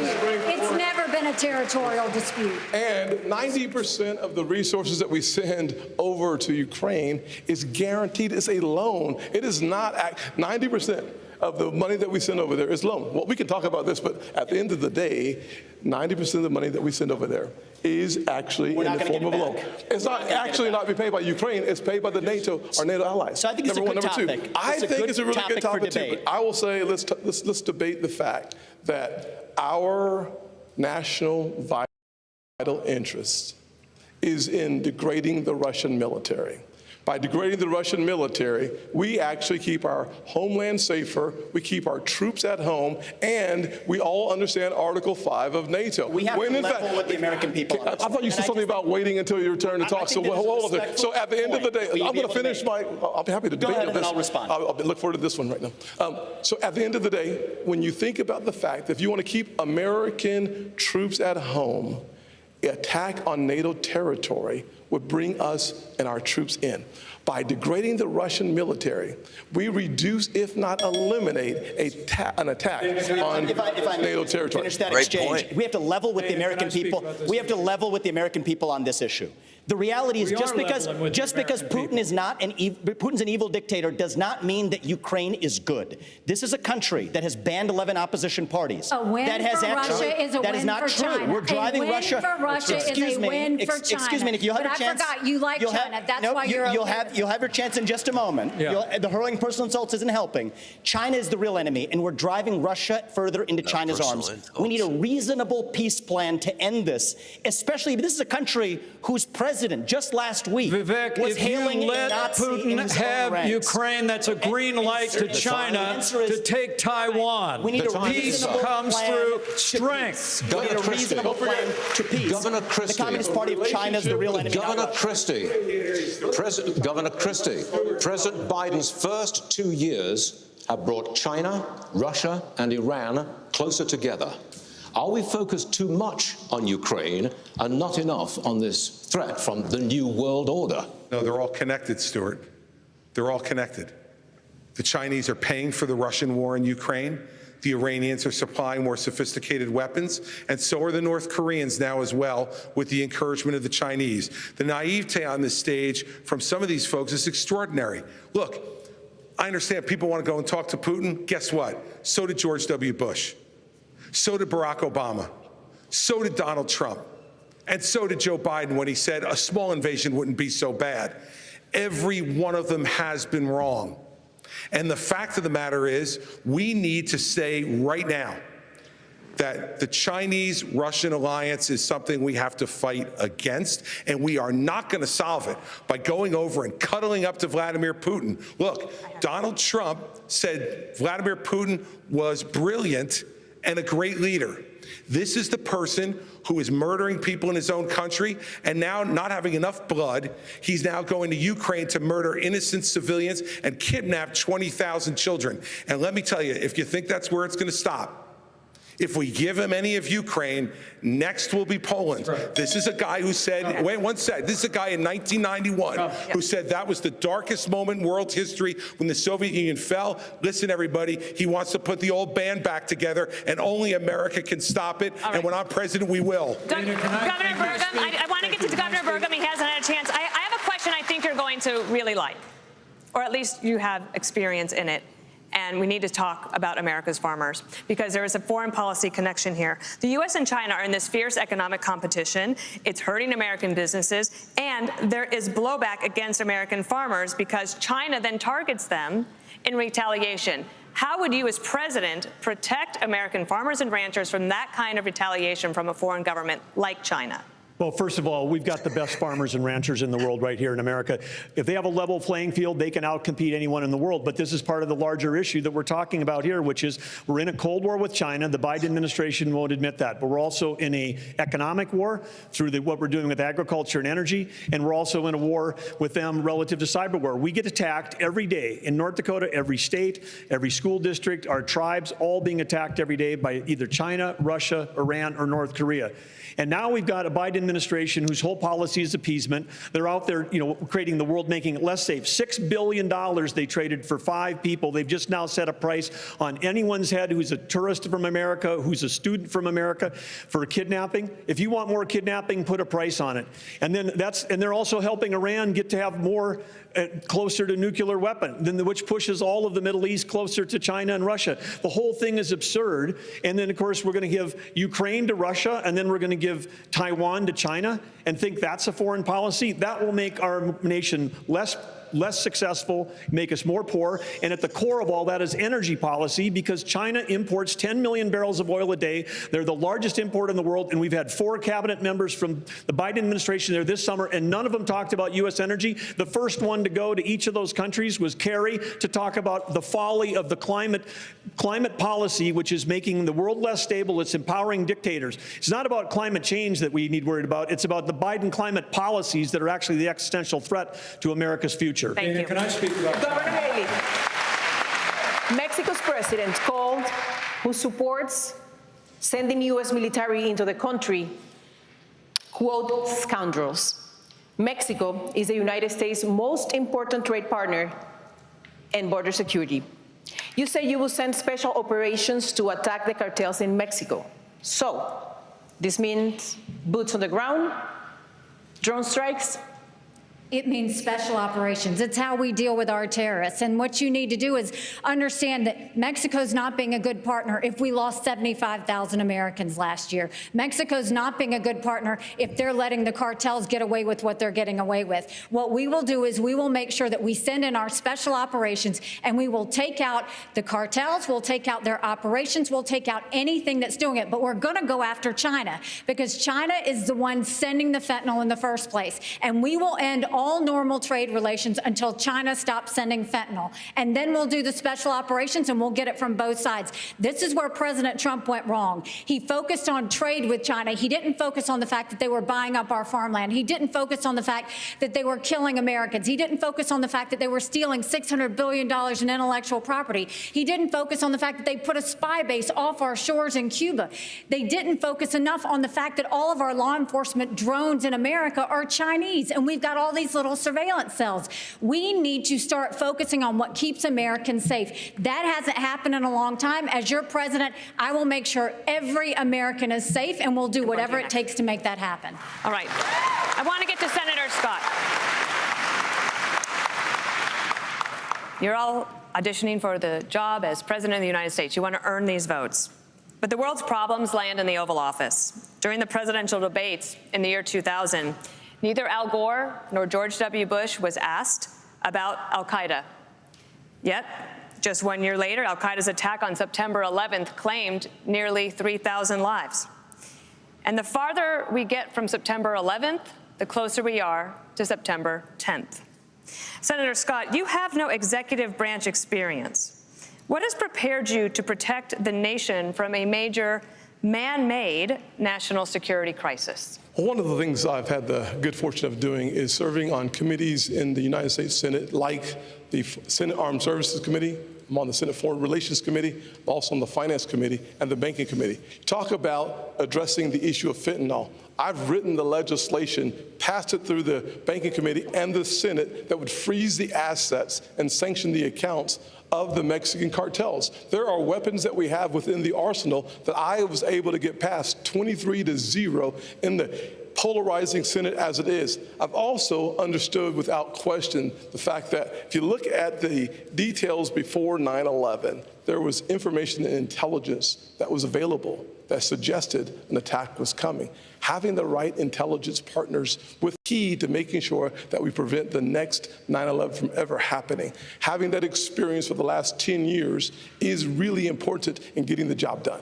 30 seconds to you, Mr. Pence. Well, I think you asked a question about executive experience, and I think it's vitally important. And I stand before you today as a candidate for president because I think this country's in a lot of trouble. And you hear the fire on the stage tonight. You hear the fire in all of our voices. And it's because Joe Biden has weakened this country at home and abroad. This is a time for those of us that have the experience, the tested experience, and a commitment to the conservative agenda that Ronald Reagan brought forward in this party of a strong national defense, standing with our allies, standing up to our enemies, supporting limited government and traditional values, need to step forward. Understood. Because, frankly, our party does face a time for choosing, as I said at the top of this debate, whether we're going to stand on the foundation of that conservative agenda that Ronald Reagan poured, or whether we're going to follow the siren song of populism unmoored to conservative now principles. it is I'm the most experienced, most qualified, and most consistent conservative in this field, and I'm ready to lead America at home and abroad on day one. Time for choosing to go to a break. Ilya. We need to go to a commercial break. Reagan built a coalition that lasted decades. Can any of these candidates do the same? We'll take that up when the debate continues.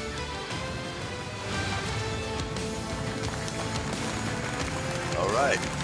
So they're going to take a little pause, and we will do the same, a little pause from the debate. Smoke break, says Lori Arnold. So smoke them if you got them out there. It's got about a half an hour left, I'm guessing, maybe a little longer. They'll probably go a little past 11 o'clock. But Nikki Haley is performing, I would say, the best of the bunch at the moment. They're going after Ramaswamy, and deservedly so. He's saying he's getting attacked. He's getting called out on his record. There's a big difference between an attack and accountability. Just saying. So pretty much what I thought. I said they're going to try to find a breakout candidate, somebody to break out from the pack and to give hope, which is something Fox said earlier too. And then I was kind of surprised to hear the Fox people saying the same thing I said about Pence looking for that soundbite moment, and the fact that Trump kind of revolutionized the way politics are conducted. And a lot of the people on the stage don't seem to, Pence especially, since he's from here in Indiana and we have a history. He's doing better than I expected him to do. But at the same time, Mike is really, really milquetoast. And this is going to be, for a party that is the party of Trump, and thus the party of a cult of personality. That is what that party's used to. And they're waiting on somebody to stand up and become that, and that's not going to happen. It's just not going to happen. But at the moment, I'm going to say Nikki Haley probably has the best chance to break out as far as a candidate. And you might see another significant bump in the polls for her. Polls will be coming out. They probably already started polling, but as soon as this is completed, all the major polling outlets will be putting the polls out in the field, and those the way the questions are framed impact the polls a lot. But the numbers are so wide for Donald Trump at the moment that, as I said in the beginning, this debate is at the moment anyway. Things can change. We're a long way from November 2024. But at the moment, this debate is to try to figure out who might run if Trump is somehow ineligible, or if he is deemed to be illegal, if he's in incarceration and it's for insurrection. The 14th Amendment will be enacted and he won't be on the ballot. Long way from that happening too, by the way. So at the moment, it's pretty much, it's not really much of a guessing game. It's going to be Trump against Biden. But things can and will change, and we'll go back to the debate. We're here in California, where gas is nearing $6 a gallon. Oil is close to $100 a barrel again.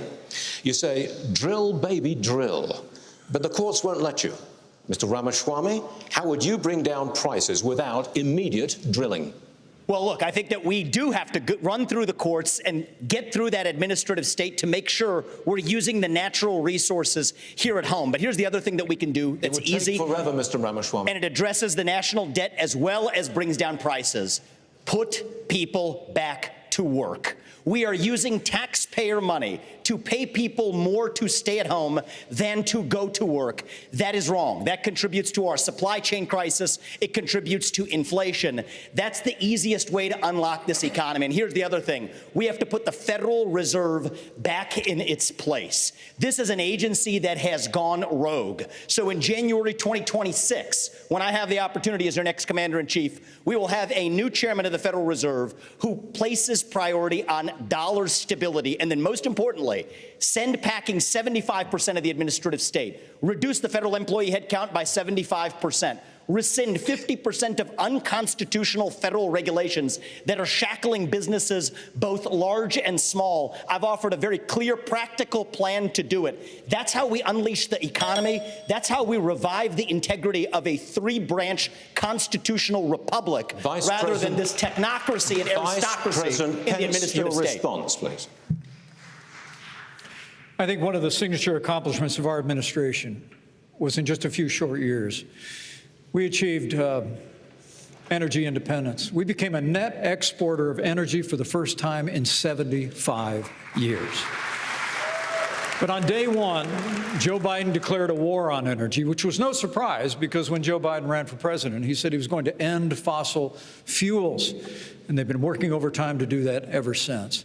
If I'm president of the United States, we're going to open up federal lands. We're going to unleash American energy. We're going to have an all-of-the-above energy strategy. And I have a plan that actually would not only reclaim energy independence, but in 2006, America lost our position as the leading energy producer on Earth. I believe in the next 10 years, with the right policies and experienced leadership in the White House, we can reclaim our role as the leading energy producer on Earth, and that'll grow the American economy for generations to come.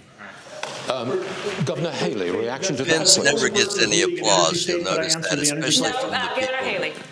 So, you know, the first thing I'll say is what I saw at the United Nations is energy security is national security. We need a president that understands we have to partner with our producers and make sure that we have their backs. What you don't need is a president who is against energy independence. Ron DeSantis is against fracking. He's against drilling. He's been against. You did it. He always talks about what happens on day one. You better watch out, because what happens on day two is when you're in trouble. Day two in Florida, you banned fracking, you banned offshore drilling, you did it on federal lands, and you took green subsidies that you didn't have to take. Governor DeSantis, you were mentioned. You have the right to respond. 30 seconds. Yeah.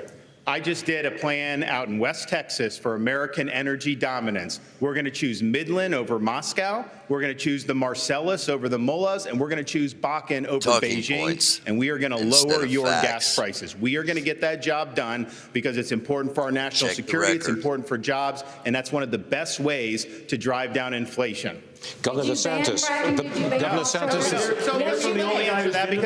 DeSantis, this question is for you. Our voters enacted a constitutional amendment that doesn't allow. No, it's not true. You banned it before they voted, and not only that, fracking wasn't. They didn't vote on fracking. She's just totally wrong. They voted it in. That's what we did. Onshore, we do it in Florida. We don't have as much as maybe West Texas, but we do it. But that was a constitutional. So that's just wrong. And let's just get real here. My plan will get the job done. We are going to be energy dominant, and that's what's going to happen. And the voters didn't even vote on fracking. You banned fracking. We are moving on with this question for Governor DeSantis. Governor, excuse me, we cannot talk over each other. We must respect each other's time. My apologies for that. I'm ready, Stuart. Governor DeSantis, this is your question. The Biden administration is hell-bent on student loan forgiveness, but you say colleges should be on the hook when graduates cannot pay their debt. How does that address the cost of college? The cost of college itself? Because the colleges are going to have to make a decision. Do we expand the gender studies department, knowing some of those graduates may not have great learning opportunities? No, they're going to focus on the things that really matter. They're going to make different choices. They're going to try to graduate people in 4 years. I also just want to come back to something Dana asked last segment about 9/11, because I was just at the 9/11 memorial with the families. My wife and I were invited. It's very touching to be there, and it affected my life because I ended up joining the military as a result of that. I had been a blue-collar kid, minimum wage in Dunedin, Florida. I ended up getting through Yale and Harvard Law School and somehow came out more conservative than when I went in, and that is not easy to do. Had a lot of opportunities to make money, but I wanted to serve, and I'll never forget coming back on the plane from Iraq, landing in Coronado, California, North Island, and feeling that breeze off the Pacific Ocean and say, you know what? I am lucky to have been born an American, and I think being able to serve, and I'll be the first president elected since 1988 who's actually served overseas in a war, I think that's going to help me as commander-in-chief to know how you see these issues and understand that there are real lives at stake for people that wear the uniform. And we know that Governor Haley's husband is serving right now as well, and we thank him for that. Senator Scott, the national debt has nearly doubled in your time in office. The approval rate for Congress is at a mere 19%. If this were a business, you'd probably all be fired in Washington, but you're here tonight looking for a promotion. In 2013, Governor Haley hired you for the Senate. I'd like you to tell her why you should be promoted to CEO of the nation instead of her. Certainly. One of the things I'd say is if you look at our national debt of $33 trillion, I would love to have an opportunity to have this country pass a balanced budget amendment. That would constrain the spending in Washington in the same fashion that it does in every state in our nation, number one. Number two, if you want to actually reduce our national debt, you have to grow our economy. In order to grow our economy, you need to create about 10 million jobs to grow our economy at 5%. You can do that in three specific sectors. Number one, the energy sector. We could create between 3 and 3.5 million jobs if we unleashed all of our energy resources. America is we're the richest country if you combine coal, gas, and oil. Why not unleash all of our resources? Number two, we've lost 100,000 factories. 100,000 factories in the last 25 years. If we continued on my Made in America plan, we could bring jobs back to America in a similar fashion that we did when I wrote the Tax Cuts and Jobs Act. We actually lowered the corporate tax from 35% to 21%, reshored or repatriated $1.7 trillion. We brought the unemployment rates for African Americans, Hispanics, and Asians to the lowest level in the history of the country, and a 70-year low for women. Governor Haley, would you think you would deserve the promotion over him? Look, I appreciate Tim. We've known each other a long time, but he's been there 12 years and he hasn't done any of that. He hasn't. They've only given 4 budgets on time in 40 years. He was part of that. He increased the national debt. He voted for the spending. He has made sure that the borders are open and they haven't done anything. Look at everything that's happened. 12 years. Where have you been? Where have you been, Tim? I voted on most of those things. We've waited and nothing has happened. Here's what you've done. Here's the thing that I just find interesting. Ron, let me finish. All these guys have said here's the fact. And I appreciate a lot of the things they're saying. Nikki I'm Haley, the only one up here who's gotten in the big fights and has delivered big victories for the people of Florida. And that's what it's all about.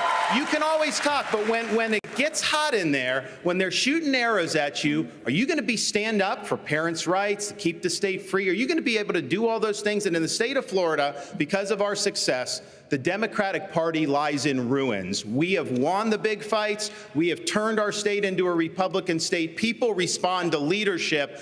I've done it while others have talked about it. CEO, we actually have a CEO in the White House, which is what I think we need. If I may just briefly interject here, we need a zero-based budgeting. That's the way businesses are actually run. Start with zero as the baseline for the budget, and then see what's actually necessary. There isn't a blue state or a red state in this union that does it. The federal government doesn't do it. But successful companies, including the ones that I've built as a CEO, will do it. And I think we need a CEO in the White House to get that done. Governor Burgum runs a state that way. Yes, tech questions, you didn't ask the only guy that's been in tech. You have energy questions, you don't ask anything. But I'm just going to say right now, when you say nobody else has done it, The energy plans that have all been announced in the last month by these other folks on stage, we're already doing it in North Dakota.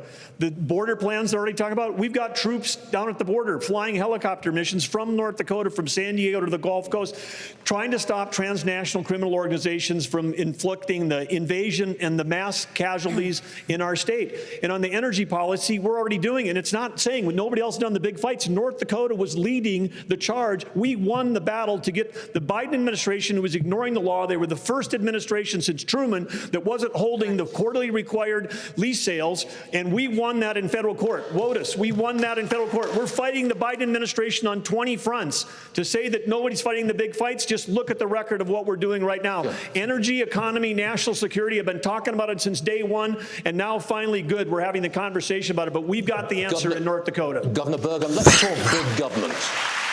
This question's for you. Big government keeps getting bigger. 1/5 of all new jobs this year have been created by the government. Governor Burgum, you say you want to shrink the size of government, but it has been a century since any president has done that. Why would you be any different?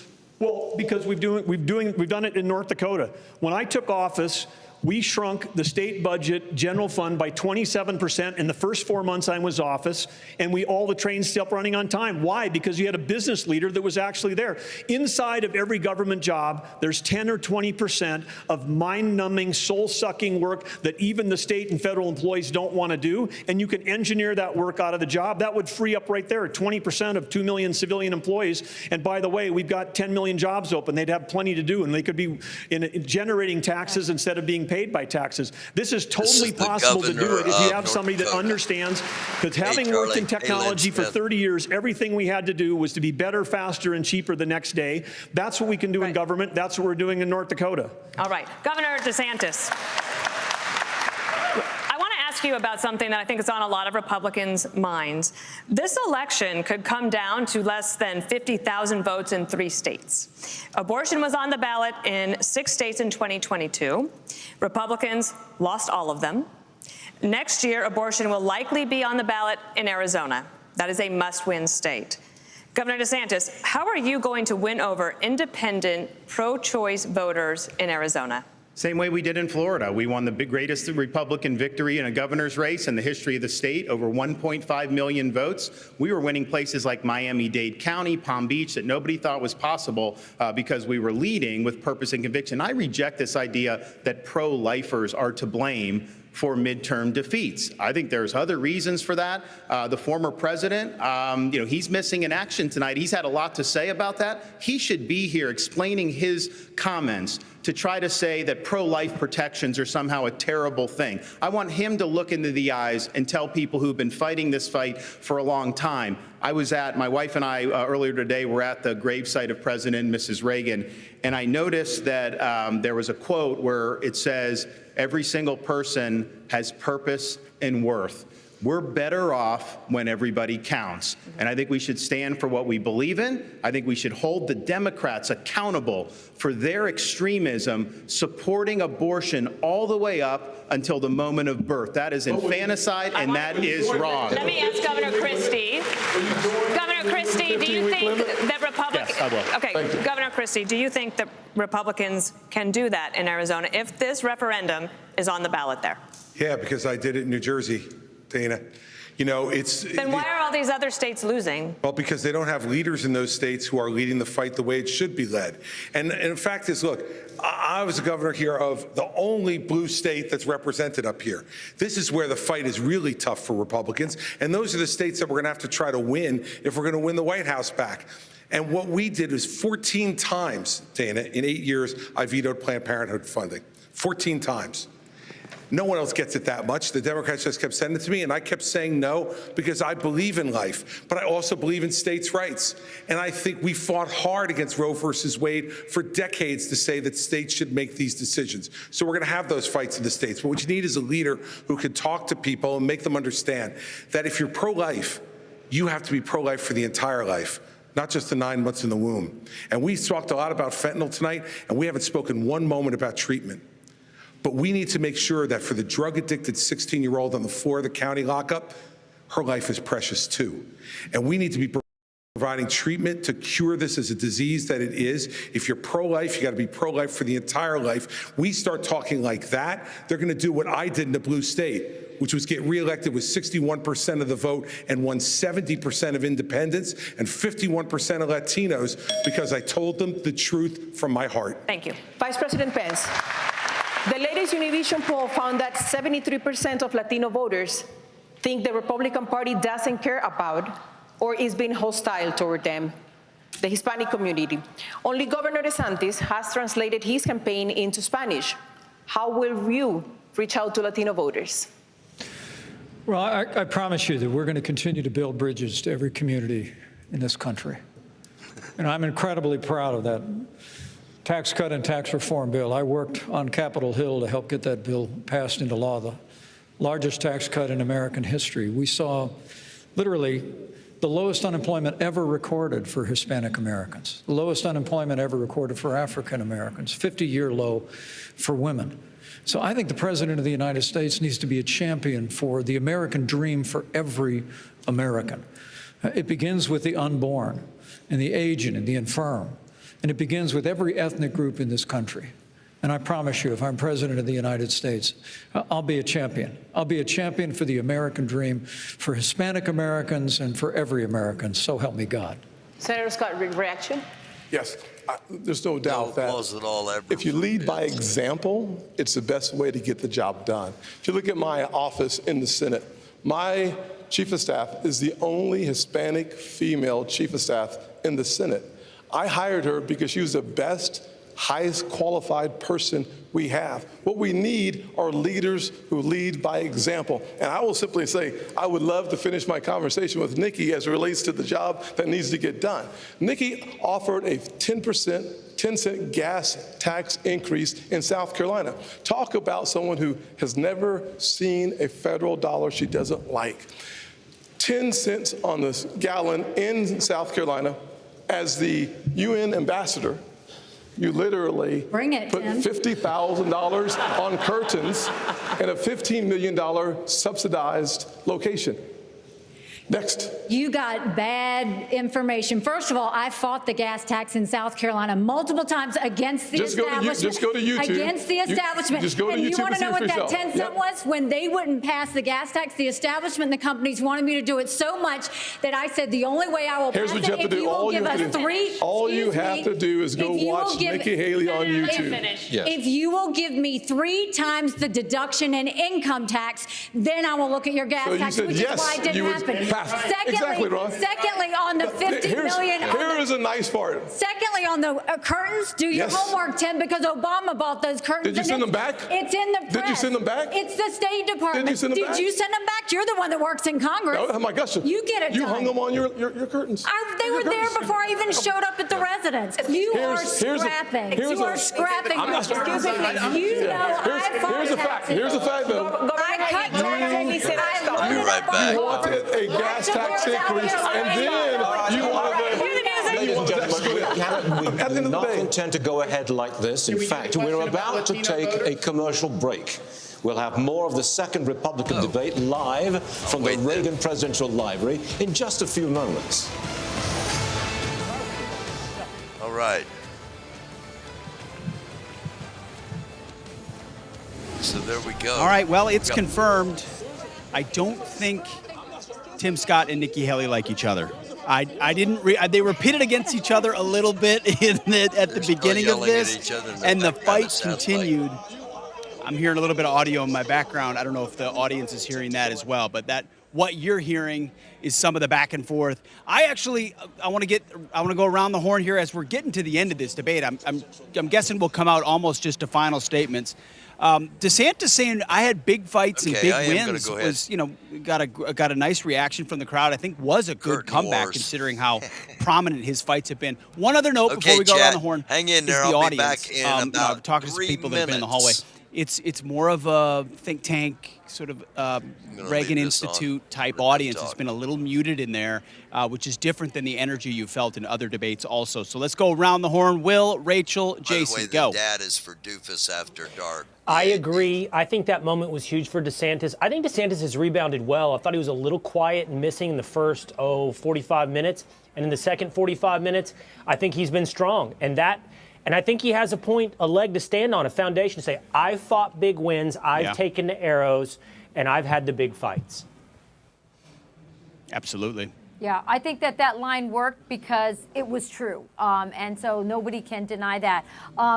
I think, Chris Christie, I'm going to have Fox News alert. I liked him for the first time ever in any of the debates. I thought his pro-life answer was excellent, on point, very good. I did not like the question from Univision on building bridges to Hispanics. Hispanics are absolutely, do not need bridges built to them. Talk to them like any other American about the economy, about energy, about crime, about education. I thought that was ironically a condescending question out of a Hispanic moderator. Yeah, absolutely. A lot of people will be. Go ahead, Jason. Keep going. I was going to say I totally agree with Rachel on that point, and Will, I think you made a great point as well. I think this theme that's emerging for me is that the people at home, when they're evaluating this, they want to be more like Florida. I think, again, Governor Berger, says some good things, but I don't think it's going to make the kind of leap that he wants it to. I think it was sadly, and I'm good friends with him. I like him. I respect him. I have nothing but good things to say, but I don't think that Vice President Pence is going anywhere at this point. Sean, we got Sean Hannity here, right here, guys. I'm going to get his instant analysis. Sean, we got about 30 seconds before we go back. What's your take so far? My take so far is a little noisy. However, there's a lot at stake for all these guys. Yeah. And, I like debates. I think a few of those people on the stage don't belong there. You would sharpen it up. I think it'd be sharpened up. I think the criteria should be a little more stringent. And I think as that happens, it'll be more of a conversation, and I think people get a little more deeply into the issue. So that was my take. No doubt. All right, we'll see you on the Pete Hegseth, right there on Fox Nation. I mean, when Sean Hannity sticks his head right over your shoulder, you don't really know what to do. I think he's right, though. With such a big crowd up there, it's been hard to hear at times. It's been hard to understand the exchanges. Everybody's been wanting to get in. The moderators have been trying to jump in. Another note I have right here on my pad is Pence talks so slow. I mean, every time he talks, I'm like, yo, we just need to speed this up. I don't know. They see the candidates moving back toward the podium. I think we are going to closing statements, and we'll go to it shortly. Quick note for those watching. We're going to come out of this. We'll be live in the spin room, and we will have instant reaction from this group. And then we will play some sound bites, some hits that we think stuck out us in the event. And then as candidates come through, we'll talk to them, but we'll redo that as well. 30 seconds. All right, 10 seconds each. What do you expect in the close here? Will, Rachel, Jason. I expect strong from Vivek Ramaswamy. He's good on first principles and good on speeches. I expect talking points from about 2 or 3 others that are born and bred Washington. Yeah. All right, I'm going to have to toss it back. Rachel, I'm killing you. Sorry. Okay. And Jason, but we'll hear from you on the other side. All right. And welcome back to the final minutes. I could go another hour, but we only have a few minutes. And candidates, it's now obvious that if you all stay in the race, former President Donald Trump wins the nomination. None of you have indicated that you're dropping out. So, which one of you on stage tonight should be voted off the island? Please use your marker to write your choice on the notepad in front of you. 15 seconds starting now. Of the people on the stage, who should be? Are you serious? With all due respect, I mean, we're here, we're happy to debate, but I think that's disrespectful to my fellow competitors. Nobody wants to participate. Let's do some questions. Let's talk about the future of the country. Let me ask you this. If I may. Let me ask you something. Then if you won't answer that question, let me ask you this one. Yeah.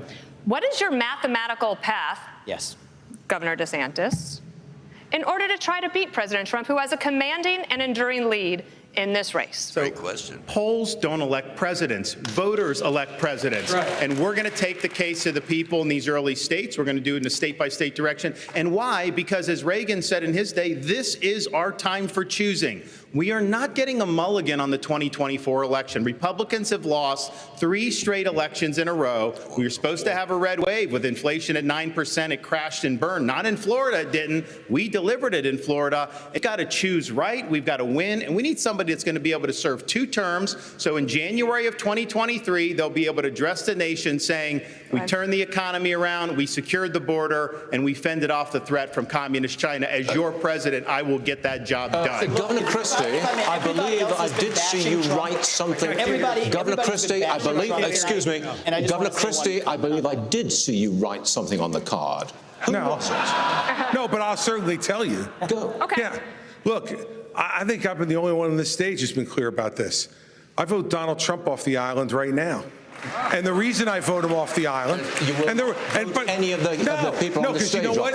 Every person on this stage has shown the respect for Republican voters to come here to express their views honestly, candidly, and directly, and to take your questions honestly. I have respect for every man and woman on this stage because they've done it. Vivek, put your hand down for a second, would you?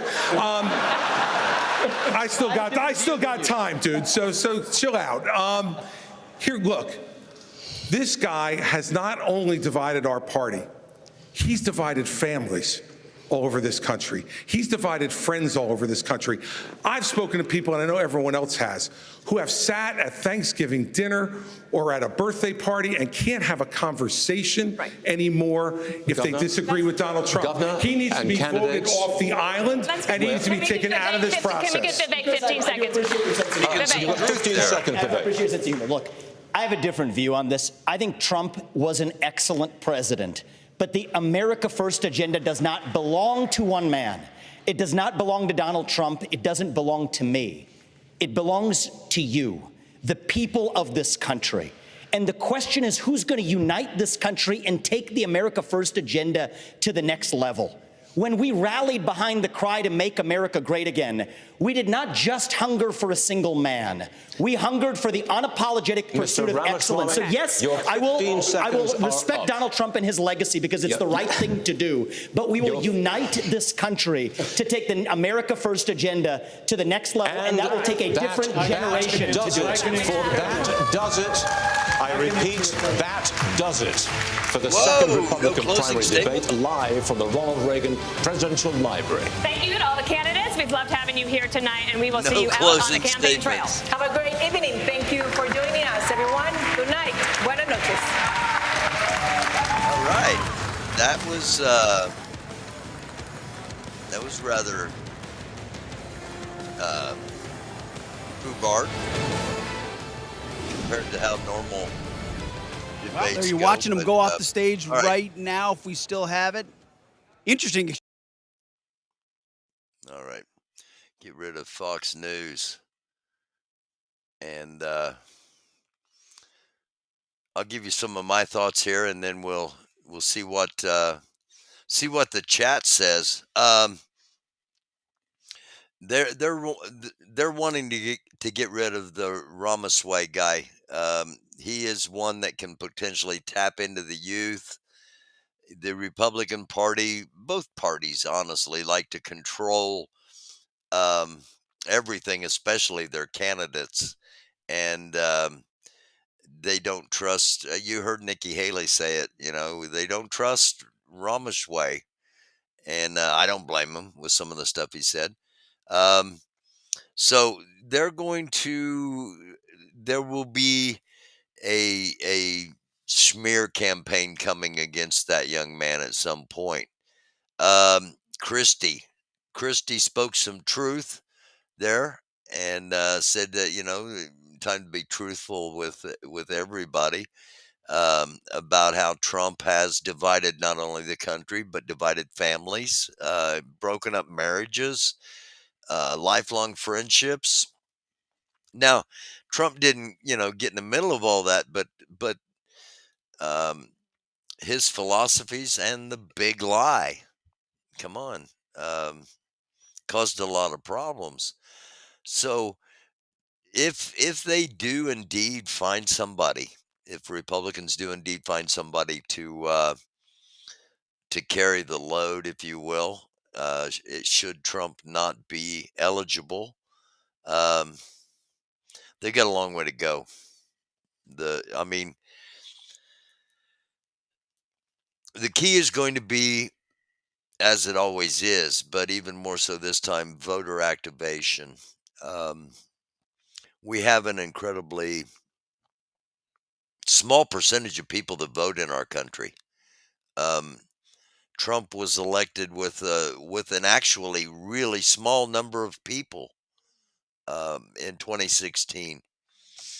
Same thing with Biden, and pardon me, in 2020.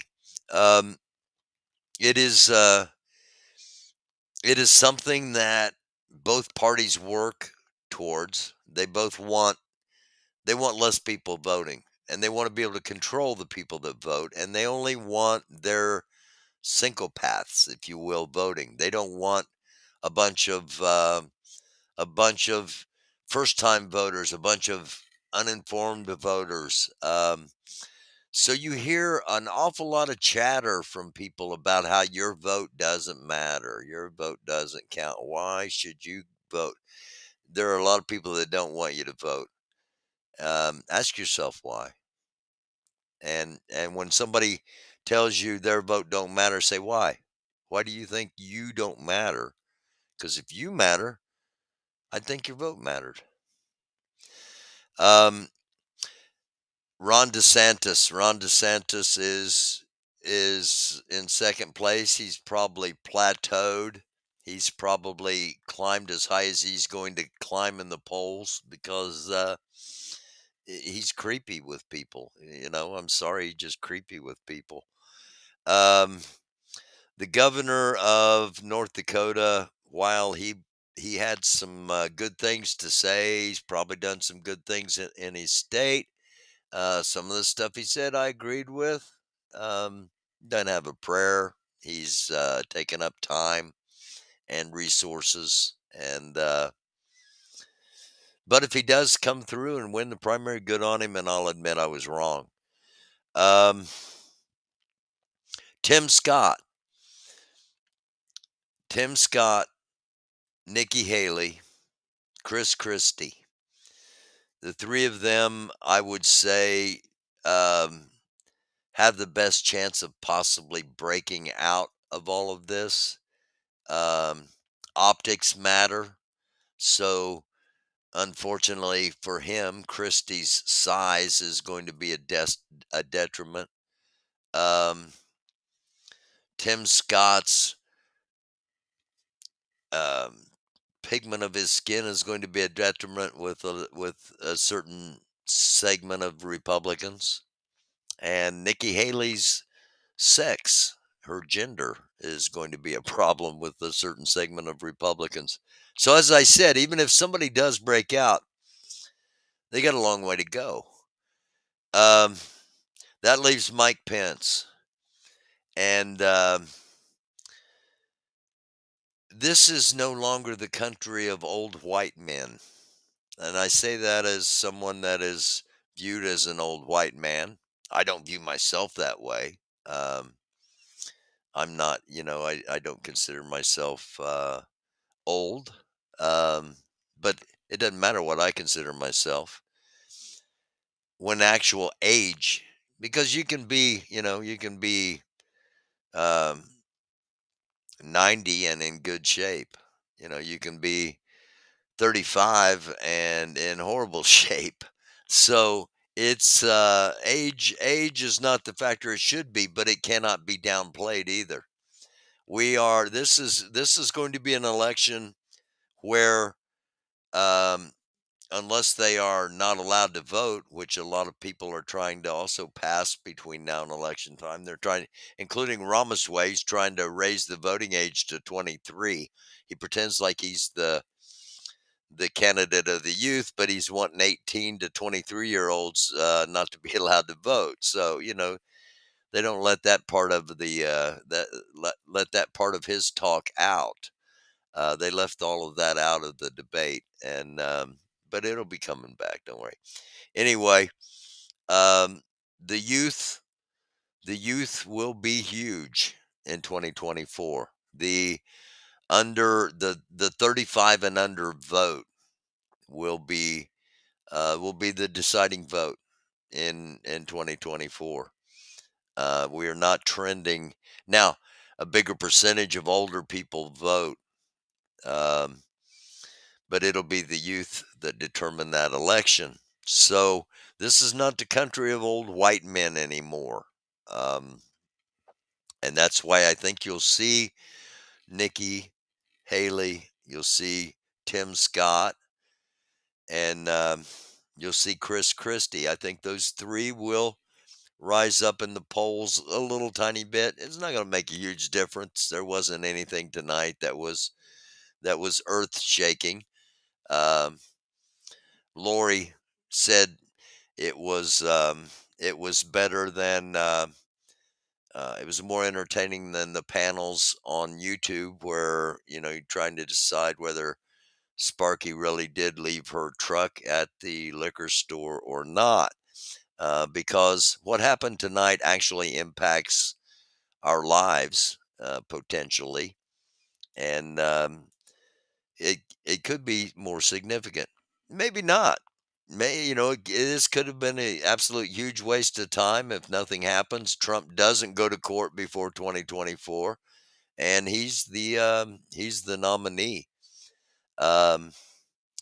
So that's kind of my brief synopsis of where we stand at the end of this debate without getting into the context of the various questions and stuff. And if anybody has anything in yeah, great comment, Lori. 18 to 23 could die for the country but not vote for president. Also buy an automatic or a semi-automatic weapon and not vote for president. Can't even purchase cigarettes in Maryland until 21. 65 and older should not be able to vote. Keep the boomers out of it. See, I'm telling you, this is going to be. Now, Dean, I'm not 65 yet, but I'm going to take a little exception to that. Not being able to vote. Maybe maybe there maybe there should be a physical and mental capabilities test for every candidate in a federal election. You're talking about everybody running for Congress, everybody running for the House of Representatives, which is often referred to as Congress, even though Congress is both the House and the Senate. And then everybody running for president. Maybe there ought to be some kind of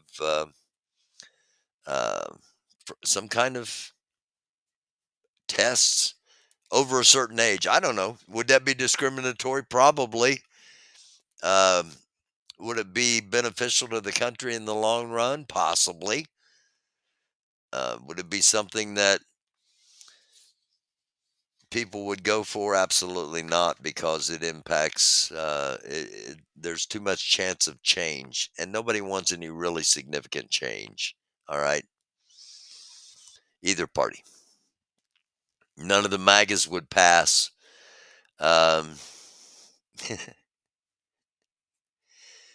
It would require a constitutional amendment. Yes, Nancy, it would. We need the perspectives of the youth, middle-aged, and older generations, diversity of thought. I understand the frustration. I understand the frustration the youth have with the generations ahead of them. You cannot run for president until you're 35 is also discriminatory. I can see that I can see that point as well. But also at the same time, outside of Thomas Jefferson, and I think that's why they actually put the law in there.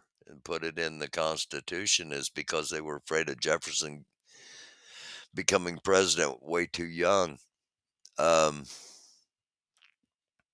Yeah, we are a changing country. We're not, we're not the country that they said we were in that debate. We're not the greatest country in the world. We're not leading in um, in many categories, and some of the categories we are leading in, such as obesity, are not things are not things to be proud of.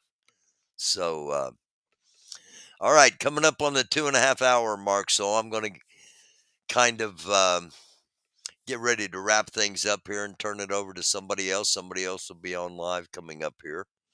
Hold on, I got a cough.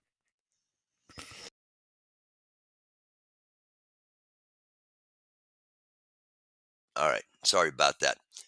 We are leading in war. Yeah, we're great at war. As far as manufacturing things um, to create war, we're pretty good at that. To carry out a war, we can get that done with equipment wise. As far as troop numbers and things like that, I don't know. But we're going to talk about all that tomorrow night. Chris is going to be on here at 9 o'clock tomorrow night. We're going to have our weekly sit rep, short for situational report, in case you hear the term sit rep in military or government parlance. It's short for situational report. Basically, just we're going to talk about what's going on around the world. It was interesting that some of the things Chris and I have been talking about got brought up in the debate tonight, including the Chinese base in Cuba and the Chinese military delegation coming to visit Mexico. Um, I got something I'm going to bring up tomorrow night and talk about a 47-page secret letter that the Ukrainian government sent to the G6 meeting back in August, and some of the things in that, and I'm going to be talking about that tomorrow night. I'll be on at 8:30. Chris will join at 9, and we'll have the sit rep report from the World Sit Rep from 9 o'clock on. I'll be on at 8:30, talk about some things, and give you some information on some things that Chris and I will be talking about. For those that don't know who Chris is, Chris started out as a police officer in Washington, D.C., went into military, went into training in the military, training other soldiers, now has his own multinational company, and he is a counterterrorism and military expert. He's been all over the world. He's worked as a contractor multiple times for the Department of Defense, and just did something for the DoD not long ago that we can't talk about, haven't been able to talk about, and we've discussed a lot. We've been hitting on Haiti and what's been going on in Africa pretty heavy. We're going to be talking about coming up. We're going to be talking about what's going on in South America as well, and of course, we always talk about what's happening in Eastern Europe. Some interesting things going on. Some announcements coming out of Iran. Um, a lot of things happening, and a lot of it, because there's so much going on here in our country, a lot of it you just don't hear about it on any source of media. So I invite you to come and join us tomorrow night. Again, I'm going to start at 8:30. Chris will be on at 9, and we'll have a lot to talk about. So thank you all for being here. Any last words from chat? Anybody pop it into the chat here in the next minute or so as I'm getting ready to wrap it up. And I've got our post roll, our closing roll coming up. Stunning. Oh, I know, stunning. Stunning. Telly. Some of you some of you, if you are a person that has my phone number, if you've got my personal phone number, not the doofus channel phone number, but my personal phone number, I've got a different phone. Send me a text. Let me know somehow who you are so I can add you to my contacts, because I wasn't able to get everything. The other phone broke, and you know how it goes. New phone, different phone, and I don't have anybody's phone numbers, so I've got to answer every call at the moment in case it's somebody I might know, and I hate doing that. So if you got my number, send me a text and let me know who you are. You're welcome, Telly. Thank you. And we'll do the thank you, Zippy. Thank you very much. We'll do the next Republican debate. It'll be coming up. I think it's in 3 weeks. They're going to do the next one, and I imagine the field is going to shrink a little bit. They might shame Trump into showing up for the next one, which will make it a must-watch spectacle. So we'll look forward to that. And I said a lot of stuff. I got a lot of stuff coming up as well, including tomorrow night with World Sit Rep, and I'll be on at 8:30 for the pre-show, and Chris will be joining us at 9. New phone, who dis? Simpson Pimps. Sassy Pants, thank you for being here. Thank you. Thank you, Nancy. Night to everybody out there. Yes. Namaste. Shalom. Shalom. Assalamu alaikum. Blessings if you so desire them. Peace. Live long and prosper. Love y'all like chocolate chip cookies. We'll see you next time around here. And this is our post roll.